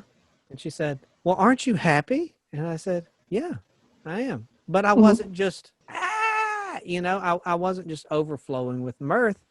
I was processing it. And that's like Darcy and Elizabeth here. I was kind of thinking, this is good. This is what I wanted. And, I want to make the most of this opportunity now. But I was not of a disposition of happiness. And I knew I was happy, though. And Elizabeth didn't feel herself really to be so, but she knew she was happy. And I know what they're talking about there. And some people may not. Yeah. I know exactly. This is very, it's almost a philosophical approach to this. It's not a typical romantic approach to a scene like this. Normally, like you said, they'd be kissing or they'd be running and holding hands and spinning around and all this other stuff. And there's nothing like that here. And I thought that was a very original way to write a scene like this. I was very intrigued by it. There was nothing cliche about this scene here at all. I thought it was very well done. Even though this is kind of, in some ways, like the ancestor of all these movies we're talking about. It is. Yeah, how many times has Pride and Prejudice been remade into something, Pride and Prejudice set in today's day and age or whatever, and at Christmas time. Yeah, at Christmas time. And I love these movies, by the way. Yeah, Amanda watches them all the time too. But like you said, it's not, it almost set the formula for something like this, but it didn't in a way too. It didn't go in that overly dramatic way. It went in a more cerebral way here. At least that's the way it was written and portrayed here. And I thought that was really cool. It's the temperament of the author. Like, she isn't really a romantic person. Like, you read Bronte novels and they're all about the emotions and everybody is swept up in whatever they're feeling. And the weather is going to reflect what everybody is feeling. If you're, if you're sad and despair, it's going to be storming. And there's none of that here. Right. It's more just down to life. But I was wondering, what you're talking about, like sort of feeling detached from your emotions, like you're feeling them, you're aware of them, but you're also in a way processing them at the same time. Yes. Do you think that is a certain temperament? You think everyone is like that to a certain extent? Oh, no. Or that, because it seems to me like some people are like that, that's their temperament, and some people are much more like in the moment. And there's pros and cons to both, but it seems to me like some people just more purely feel what they're feeling. Mm-hmm. I think and don't overanalyze it. And some people do overanalyze it. Yeah, you're exactly right. I think or analyze it's based on the temperament of the person, and everybody's going to process it Mhm. different. I think emotion should follow thought. I don't want to express anger and lash out at somebody without thinking it through first. Or I don't want to say Mhm. something, be caught up in a silly moment and say something just extremely dumb or whatever, and without thinking it through. And so that's one thing I try to do is I do that all the time. Say dumb things? Say silly things without thinking them through. No, you don't. You do not. You're one of the most processed persons I've ever met. You think things through. But I think you and I are the same on that, though, too. I mean, everybody says silly stuff from time to time, but I think you and me, we're prone to think about stuff before we just have this big emotional reaction to things. I mean, would you agree you do that same sort of thing? Yeah, I do, and I think it has its pros and its cons, because I think it can keep you kind of at a distance from, you're not jumping into something too quickly. But I think also there's a place for like just giving into like the pure happiness of something, and not saying, okay, well, let me examine it from all four sides and get it, just getting so wound up within yourself. I think there's pros and cons. Everybody's got strengths and weaknesses. And I definitely agree, for everybody, we should all strive to have our emotions within check of reason. But that's what I like about that sentence, is she's describing something I've experienced so many times, of like, you really are feeling the emotions, but you're also perceiving yourself feeling the emotions. It's several different things going on at one time. You're realizing this is a moment. And this is you're that not moment, just feeling it, you're thinking about it. This is that moment I was waiting for. And I sometimes wonder if I shortchange myself. I really want to have one of those moments when I just let loose, just woo, kind of like, Cuba Gooding Jr. on Jerry Maguire, there at the end when, he just kind of celebrated, he got his contract and everything, and he just kind of gave himself over to happy emotion, and maybe looked kind of silly, and he started kind of crying and stuff because he was so happy. And I don't know that I've ever really been, not that I don't have great things in my life. I absolutely do. And I have a consistent mindset of happiness, because I realize that God has blessed me far beyond what I deserve. I don't deserve the wife and family that I have, but I have them, and they are living proof of his forgiveness in my life. And the calling to be in the ministry is a difficult job, but I wouldn't do anything else, because it's an honor to be called to that. And I'm happy to do that. But I can't really think beyond something. I'm sure I did something like that in my childhood or whatever, but I can't think of any moment when I just let loose, and just started crying because I was so happy, or just started hooping and hollering because I was so happy, and I'm not really wired that way. I'm not prone to react that way. And sometimes I wonder, am I missing out because I don't give myself over to that? And it's not like I'm purposely holding anything back. It's just, it's not like, if I get a sense of good news, I might be, but I'm not going to just give myself over to grand displays. You know what I mean? And yeah, I do. I wonder if I'm missing out on, I see people like that, and I kind of envy that sometimes, just experiencing that sheer joy and happiness. And maybe you look silly to somebody else, but again, who cares? It's a good moment. It's a happy moment. And you're just going to experience that emotion right now. I kind of wish I was a little more that way sometimes. think so too. And to have that one thing at one time and not, well, I'm feeling this, but I'm also thinking or feeling all the, 8 or 10 other things at the same time, so that none of them is really, you're not fully immersed in any of them. So Right. I can see where that would be. It would be cool. But we have the temper we have. Now, we're made the way we are for a reason. I do have to watch myself with my temper sometimes. I'm kind of like Mr. Darcy too. I have given myself over to little bouts of temper sometimes. Like, not that it happens all the time. Don't take it the wrong way, but I have. Oh no. I have done that before, but as far as just losing it in a sense of happiness, I've never really done that. Right. So, and maybe, like I said, maybe that's a flaw in my character. I don't know. All right, Yeah, I think that's the problem. It's easier to be overwhelmed with negative emotion than with positive emotion. Oh, that's true. That's a good point. That's a good point. Yeah. That's true. We should have a conversation about that one day.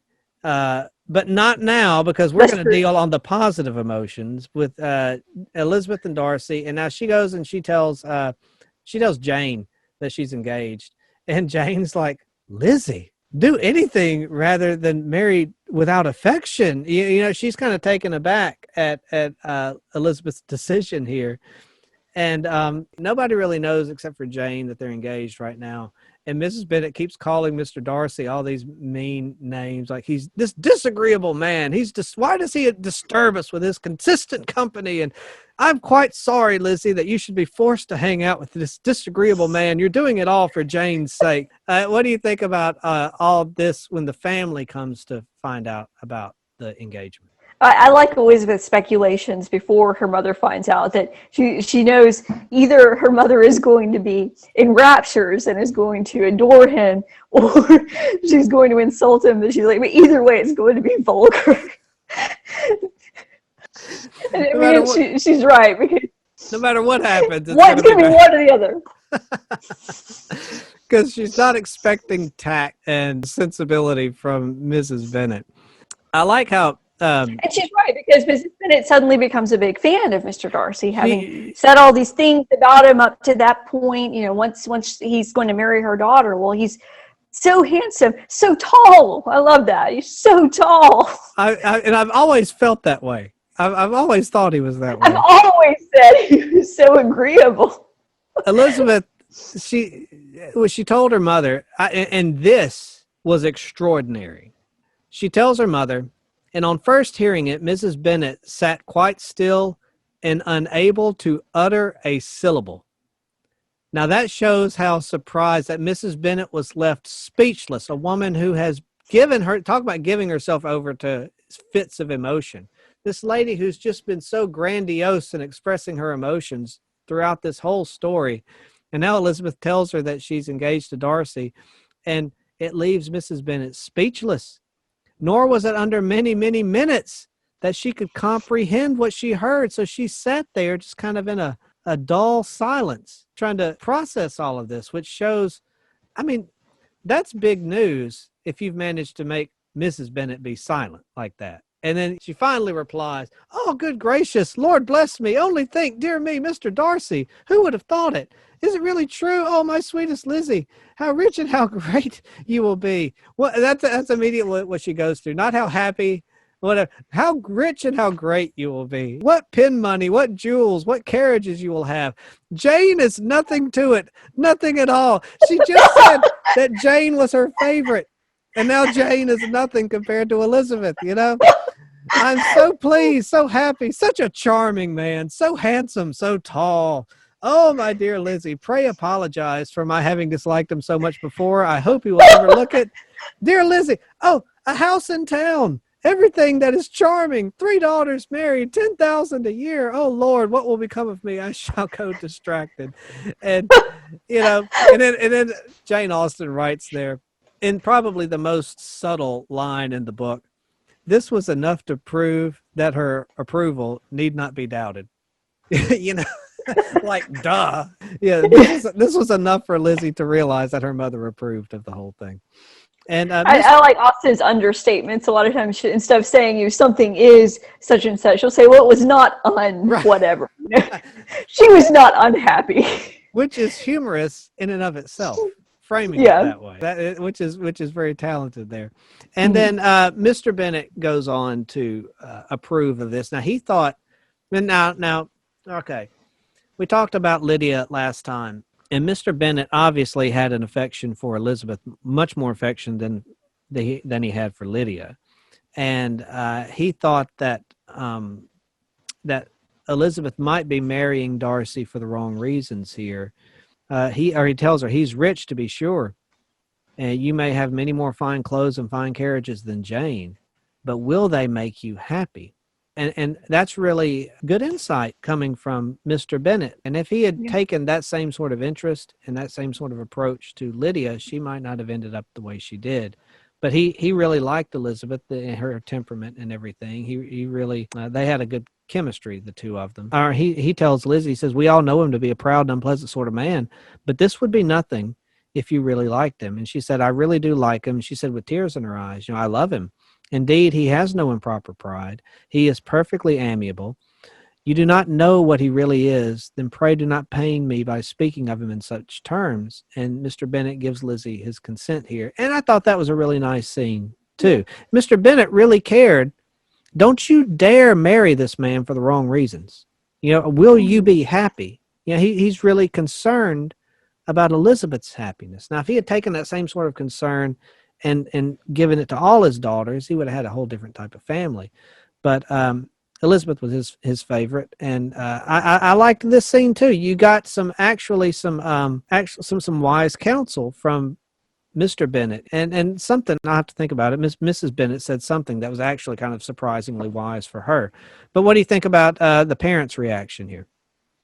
Yeah, I like his reaction, and you see that he does have insight. He understands how things really are, which in a way makes his failings worse because more has been given to him, so more is expected, and he has chosen not to be the attentive parent to some of his daughters. So, but you see that he really does he's got good sense. Yeah, and he could have given that to Lydia. It's not like he was incapable of it. He just didn't do it. He didn't take the interest there. And again, that kind of speaks to his character flaw too. But we talked about that enough in the last episode. Now that Lydia is out of the house, Kitty is benefiting from the lack of Lydia's bad influence. And Mr. Bennett now takes a more strict approach to Lydia, to Kitty. I would say more involved, I would think. But, now maybe he's learning from his mistakes with Lydia, and he's trying to rectify that here. I thought that was nice. Yeah. He's at least going in the right direction here. And then Elizabeth tells Mr. Bennett about what Darcy had done for Lydia. And Mr. Bennett, he compliments Darcy for saving him a world of trouble and economy. Mm-hmm. He saved me some money, so Darcy's good with me. He saved me some troubles, and Mr. Bennett's going to kind of make a joke about that. So what do you think about Mr. and Mrs. Bennett and their consent here? I thought that went about as well as can be expected. Yeah, I like when Mr. Bennett says, well, of course I'll offer to pay him back, and he'll refuse and rant to rave about his love for you, and that'll be the end of it. So he's off the hook. He was going to feel obligated to repay Mr. Gardner, he thought had shut out the money. Right. Like, well, Mr. Darcy, so no, I don't have to. But he basically, I'm going to offer, and he'll refuse. So. I liked it. One other part too. After Elizabeth had told her mother, and then she left to go to her room. Mrs. Bennett follows Lizzie to her room, gushing over Darcy's wealth and social status. Well, it's just so bald. It's just, I mean, he's not pretending it's about anything else. No, and she followed. They already had this conversation. And then she follows Lizzie into her room to keep talking about all the wealth and social status. This is just making Mrs. Bennett's day. She's just such an airhead sometimes. The next day, Mrs. Bennett treated Mr. Darcy with deference. She stopped with all the snide little comment and started treating Mr. Darcy with deference. Mr. Bennett also took pains to get to know Mr. Darcy, it says there. Mr. Bennett assured Lizzie that Darcy was rising every hour in his esteem. I like this man more and more. And then, all right, Evie, I was confused by this. Explain this to me. Mr. Bennett said this, I admire all my 3 sons-in-law highly. Wickham perhaps is my favorite, but I think I shall like your husband quite as well as Jane's. So Is he for real here? Wickham is his favorite, but Darcy can only hope to get on par with Bingley, but they'll never achieve Wickham's status. Am I reading this Well, right? okay, so you could read it as he's just being completely sarcastic, but I think you have to keep in mind how much enjoyment Mr. Bennet gets from laughing at other people, That's like how true. much enjoyment he takes from his wife, and he thinks Mr. Wickham is ludicrous, like the way he's so charming and pretends like he's such a good person.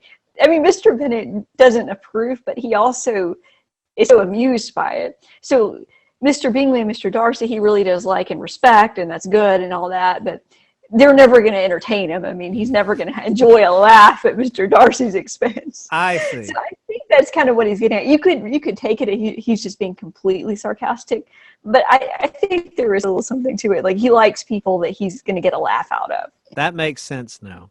Because he never really had much respect for Lydia, and he kind of likes seeing Wickham and Lydia, kind of like he liked making fun of Mrs. Bennet because he Yeah. found her kind of overbearing sometimes. And I see now that statement makes more sense now. So I think you explained that very well. All right, we're going to move on Because here. there's another place where he makes a similar comment about Mr. Collins, and of course we know he doesn't like Mr. Collins, Right. but he gets great enjoyment from Mr. Collins. That's excellent insight there, Evie. You've answered that question perfectly. Very well done. All right, so Lizzie asks Darcy to account for his ever having fallen in love with her. And I thought this was an interesting conversation here. She asks him, like, what set you off in the first place? When did you know that you loved me? And Darcy said, I cannot fix on the hour or the spot or the look or the words which laid the foundation. It's too long ago. I was in the middle before I knew that I had begun. And I think that's very insightful. I think that's probably true of most people. Like, when did you know I loved Amanda? I don't remember. There wasn't an exact thing. It's like Darcy said, I was in the middle when I even realized it. It had been, my affection had been growing before it finally kind of dawned on me. And I thought that was very insightful. And I think that's probably true of most people. I don't think most people can point to, it was at that moment I knew I loved him. And that might have been when you realized it, but those affections had already been building up there too. Lizzie said, my beauty you had early withstood. And as for my manners, my behavior to you was at least always bordering on the uncivil. And I never spoke to you without rather wishing to give you pain than not, which is, that's an interesting thing to say. Then she says, now be sincere. Did you admire me for my impertinence, my rudeness, my lack of respect? And Darcy said, I admire you for the liveliness of your mind. And I think that's an excellent thing to say. That's money, baby. You speak your mind. And what you say, you're not prone to flying off the handle or anything. What you may be angry at times, but what you say is true. I like that right there for the liveliness of your mind. That's why I admired you. What do you think there? Yeah, I like that. She's a truth teller, and she claims, well, I would speak with the hope of giving you pain, but she didn't. Right. She always just said what she thought. She doesn't try to hurt people. And they're being kind of flirty here too, kind of Yeah. cheeky and kind of Yeah, funny, and that's the relation. After the fact, they didn't have kind of flirting beforehand, but now that everything's kind of settled, they can relax and sort of have some of this flirty banter. Now that all the drama has been cleared out, the apologies and all that stuff has gotten out of the way, now Darcy can finally just relax around her and be himself, and she can be herself. She's humorous with Darcy. She's not a stick in the mud or anything like that. And Darcy likes that from her. He appreciates that from her. There was at one point where Miss Darcy, Georgiana, she came to live there at Pemberley, and she enjoyed having Elizabeth as a sister, and they really got along well. And it said at one point that she was kind of surprised at how Elizabeth spoke to Darcy in that kind of jokey, forthright manner. And then Elizabeth had to tell her that you shouldn't speak to him. You're his younger sister. You shouldn't speak to him like I do.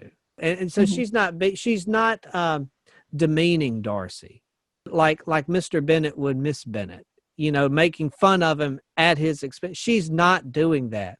She's being kind of cheeky with Darcy, and Darcy's being cheeky with her, and they're going back and forth there, and they respect each other. And she wanted to make sure that Georgiana respected Darcy too. Because remember how Mr. Bennet would kind of make a joke and look over at Lizzie at Mrs. Bennet's expense and kind of share in the, look, let's laugh at this lady here. She didn't want to do that with Darcy. She respected him, and she wanted Georgiana to continue to respect him too. I thought that was really cool. Yeah, I think so too. I mean, she jokes with him, but he's included in the joke. It's never at his expense. And even when she didn't like him, she didn't joke about him at his expense. Right. All right, so she never thought he was ridiculous. Right. Yes. Yeah. Right. And he kind of gives it back to her too. So I mean, this is all very flirty. It's all very flirty tone here, which is important to a healthy marriage too. You got to flirt with your wife. You know what I mean? You got to flirt with each other. That's what keeps the marriage spicy and good. It keeps it from getting dull and getting in ruts. You got to. Yeah.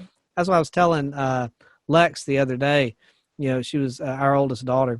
And I was telling you got to bring your A game every day when you're married to flirting. You never want to stop flirting. You got to bring that A game every day. That's something you got to work on and flirt. And y'all got to work that out when you get married, Lex. You always want to be flirting with your husband because that sort of romantic little charge, that's the fun part. That's one of the fun parts, one of the many fun parts about being married, and you want to keep that alive. And just that little, however you two flirt with each other, however me and Amanda flirt with each other, you just got to keep that kind of flirtiness going here. And that's kind of what I see with Elizabeth and Darcy here, just that kind of flirtiness. And he's going to get to do more of that. He's going to be more relaxed around her. So he'll get better at that too. All right. So Lady Catherine writes a letter, and she's very rude toward Darcy and Elizabeth, and Darcy didn't like that. And he was going to write in response to her. And Elizabeth told him to hold off of that. And then Lizzie says, Lady Catherine's been of infinite use, which ought to make her happy, for she loves to be of use. So they're kind of joking and everything here. And even Lady Catherine here, in her rudeness, that even helped them solidify their affection for each other. I mean, which she even served a purpose. And God, like I think we talked about this last episode too.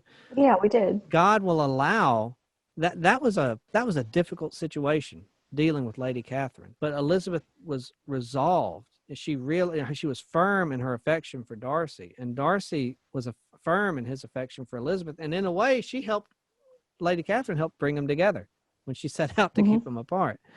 And Darcy mentions that he would write a letter to Lady Catherine directly to inform her of his proposal to Elizabeth. So he wasn't, well, let's keep this secret, let's put this off. He says, no, I'm going to write her a letter now and let her know that I have proposed to you. He's not ashamed, of his decision to marry Elizabeth here. He's not ashamed of that. He's not afraid to confront those who would oppose him and who may oppose this. He's not afraid to let people know this is how it is.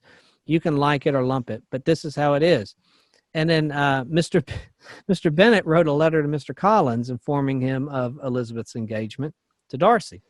And he asked for Collins to console Lady Catherine as well you can. But if I were you, I would stand by the nephew. He has more to give. And that's funny. Please console Lady Catherine, because I know she's going to be heartbroken over this whole thing. And then it goes on to say that Charlotte and Mr. Collins, they had to leave the area for a while because the storm of Lady Catherine's temper tantrum was just too much to... Until it blew over, they couldn't come back. So they just had to leave. They had to evacuate. All right. They had visitors come over to the house. And all right, now look, this is what we talked about, Elizabeth respecting Darcy. Elizabeth, she looked out for Darcy here. She did all that she could to shield him from the frequent notice of either Mr. or Mrs. Phillips, people that might make Darcy, it might be hard for him to be around. And, Lizzie was doing her best to protect him. And Lizzie was ever anxious to keep him to herself and to those of her family with whom he might converse without mortification. And, I thought that's a wife looking out for her husband there. And Elizabeth looked out for Mr. Darcy to keep him from being mortified, unlike Mr. Bennet, who enjoyed seeing the mortification of Mrs. Bennet. And Elizabeth's trying to help Darcy avoid that. She doesn't want to put him in these circumstances so she can watch him be awkward and uncomfortable and make fun of him. She's doing the exact opposite of what her father did for his wife. She's learned what not to do, and now she's respecting her husband, and she's helping him out to help him avoid these embarrassing situations, because Elizabeth's been on the other side of those embarrassing situations, and she knows what it feels like to be embarrassed of her family, and she's trying to save Mr. Darcy from that. And I thought that was nice too. No, this is the cool part about, being married. They're around their family and everything, but she enjoyed the time that they had alone, when they could get away from all the family dynamics and all the politics and just be alone with each other. And that's really nice when you've got somebody that you can just be yourself with. She knows my flaws and my strengths, and I can be comfortable around her, and she can be comfortable around me, and I know her flaws and her strengths, and we love each other. And that's what's really nice about being newly married. Amanda and I don't get too much of that these days. We got 4 kids and 1 on the way. So, those little moments of just the 2 of us, they're very few and far between. So we got to find them where we can, but that's one of the, I look back on that in kind of a romantic way, remembering when you're married and it's the 2 of you, and you just enjoy being around each other. I thought that was really true to life. And so the family, everything kind of ends here very happily. Austen mentions that Bingley and Jane, they ended up well, and Elizabeth and Darcy, they weren't far from Jane and Bingley. What, about 30 miles or so? So they were still close enough to see each other, but they weren't right on top of each other, which is very healthy for a family. You want to be close enough to interact, but you don't want your family to be right on top of you when you're married. And I thought that was really good. And so Evie, we wrap everything up here. Elizabeth's got a close sisterly relationship with Georgiana. Lady Catherine has been put in her place. And regarding the Gardiners, Lizzie's aunt and uncle with the Gardiners, they were always on the most intimate terms. Darcy, as well as Elizabeth, really loved them. And they were both ever sensible of the warmest gratitude towards the persons who, by bringing her into Derbyshire, had been the means of uniting them. And they're making this work. It's a lot of balls to juggle, and it's a lot of family dynamics and a lot of family politics, and it can get real awkward and real tiring real fast. But when you truly love each other, you make this stuff work. Lady Catherine was right, and Darcy was right to an extent. I mean, Elizabeth's family they don't have the best reputation. They're a little different. And but Darcy, they're making that work. I really liked how it ended here. It really kind of tied up everything nice in a bow. What do you think about the ending and all this? And I think this kind of sets up a good life for everybody here. Yeah, I like how she kind of tells you how everybody turned out. Like, well, Kitty started to improve because Lydia was gone, and she got more attention, and Mary was improving because she was being brought out more, and it seemed like everything is kind of working out for everybody. They're all kind of moving towards becoming better people. You've got the sisters; they're close together, but they've set up their own family units. I mean, they used to be each other's best friends, but now they've started their own families, and it's a different relationship now, and it's. You kind of see their lives going on in motion. It doesn't just stop. It's like, the story's over, but they're going to keep living their lives and have a family. And, you really feel like they're real people. I always just feel like these are people I know. It's not sappy, No, it's not. It's not heavy-handed or ham-handed or anything like that. Everything ends really well, but it's not done in, like you said, a sugar-coated, sappy sort of way. This is really an excellent way to end a book. I thought this was really very well done. And this is the reward that Darcy and Elizabeth get for standing firm in their integrity and their convictions. Look at what all they've been through. This is our 4th episode on these characters. And when you stand, and this is a testimony to how life works, when you stand firm and for what's true and what's right, and you hold true to your convictions, and you don't compromise, and you don't settle, and you make wise decisions, you'll build a happy life for yourself. And that's what Elizabeth and Darcy have done here by not compromising, by staying true to their integrity. I think they've earned this. Wouldn't you say? They deserve this, and they've earned it. And I would agree. And I would say the happiness comes from the living in integrity. That is the reward. I mean, it might not always lead to material gain or right. social status or whatever, but being able to live that way, and especially with someone that you love and respect, that is the reward. Now, in Austen puts it, she's living in a world where you also need something to live on. Of course, they've got all kinds of material rewards. He's wealthy, and that is kind of like part of the happy ending there, but that isn't the main point. Right. The main point is they're going to grow in virtue together because they're going to build a life together. It reminds me of Solomon in the Bible. You know, when Solomon was the newly crowned king, he was inexperienced, he was a young man, and the Lord appeared to him and said, "Ask me what you want me to give you." And Solomon says, "I have no experience. I'm like a child. I don't know if I'm coming or going. I need wisdom to judge this people of yours, to lead this, because this is a great people, and I need wisdom." And God said, "You didn't ask for money. You didn't ask for power. You didn't ask for long life or victory over your enemies or anything like that. You asked for wisdom, so wisdom I'll give you. But to show you how proud I am of you, I'm going to give you the money. I'm going to give you the power. I'm going to give you these things too." And the wisdom was the main thing Solomon wanted, and those things kind of flowed from the wisdom that he exercised there until he got sidetracked with the 1,000 wives and everything. But the money and the status of Darcy and now Elizabeth's family is taken care of, but all of that is secondary to, she married the man she wanted to marry for no other reason. If Darcy was just a guy, just a regular guy, Elizabeth still would have married him. You know, the money and the prestige, that's all just gravy. Even without all that stuff, she still would have married Darcy. That kind of reminded me of Solomon there. I thought that was really nice. Well, that's a really good point. I really like that comparison a lot. All right, Evie. Well, we have concluded our analysis of Pride and Prejudice. And I will tell you, this was the first time I'd read this book. And I'll be honest with you. This book was deeper than I thought it was going to be. Not that I thought it was going to be shallow or anything like that. It's just it was more involved, more going on there than I thought.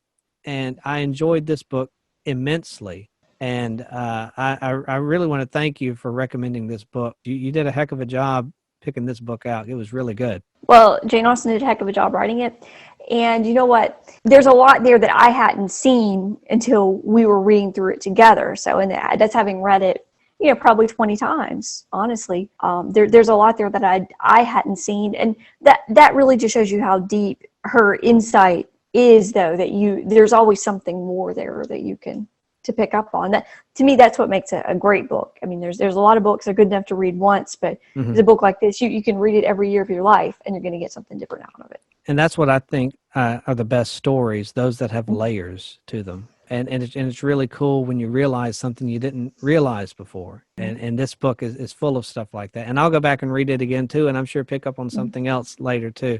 So, Evie, this has been really fun. And I want to thank everybody, for watching and for listening.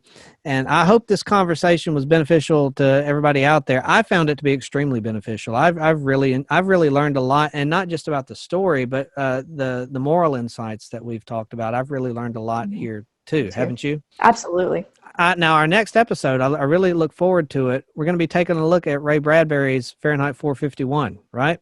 That's right. And I have read that, but many years ago. So I look forward to jumping into that one again because I have almost no memory of it.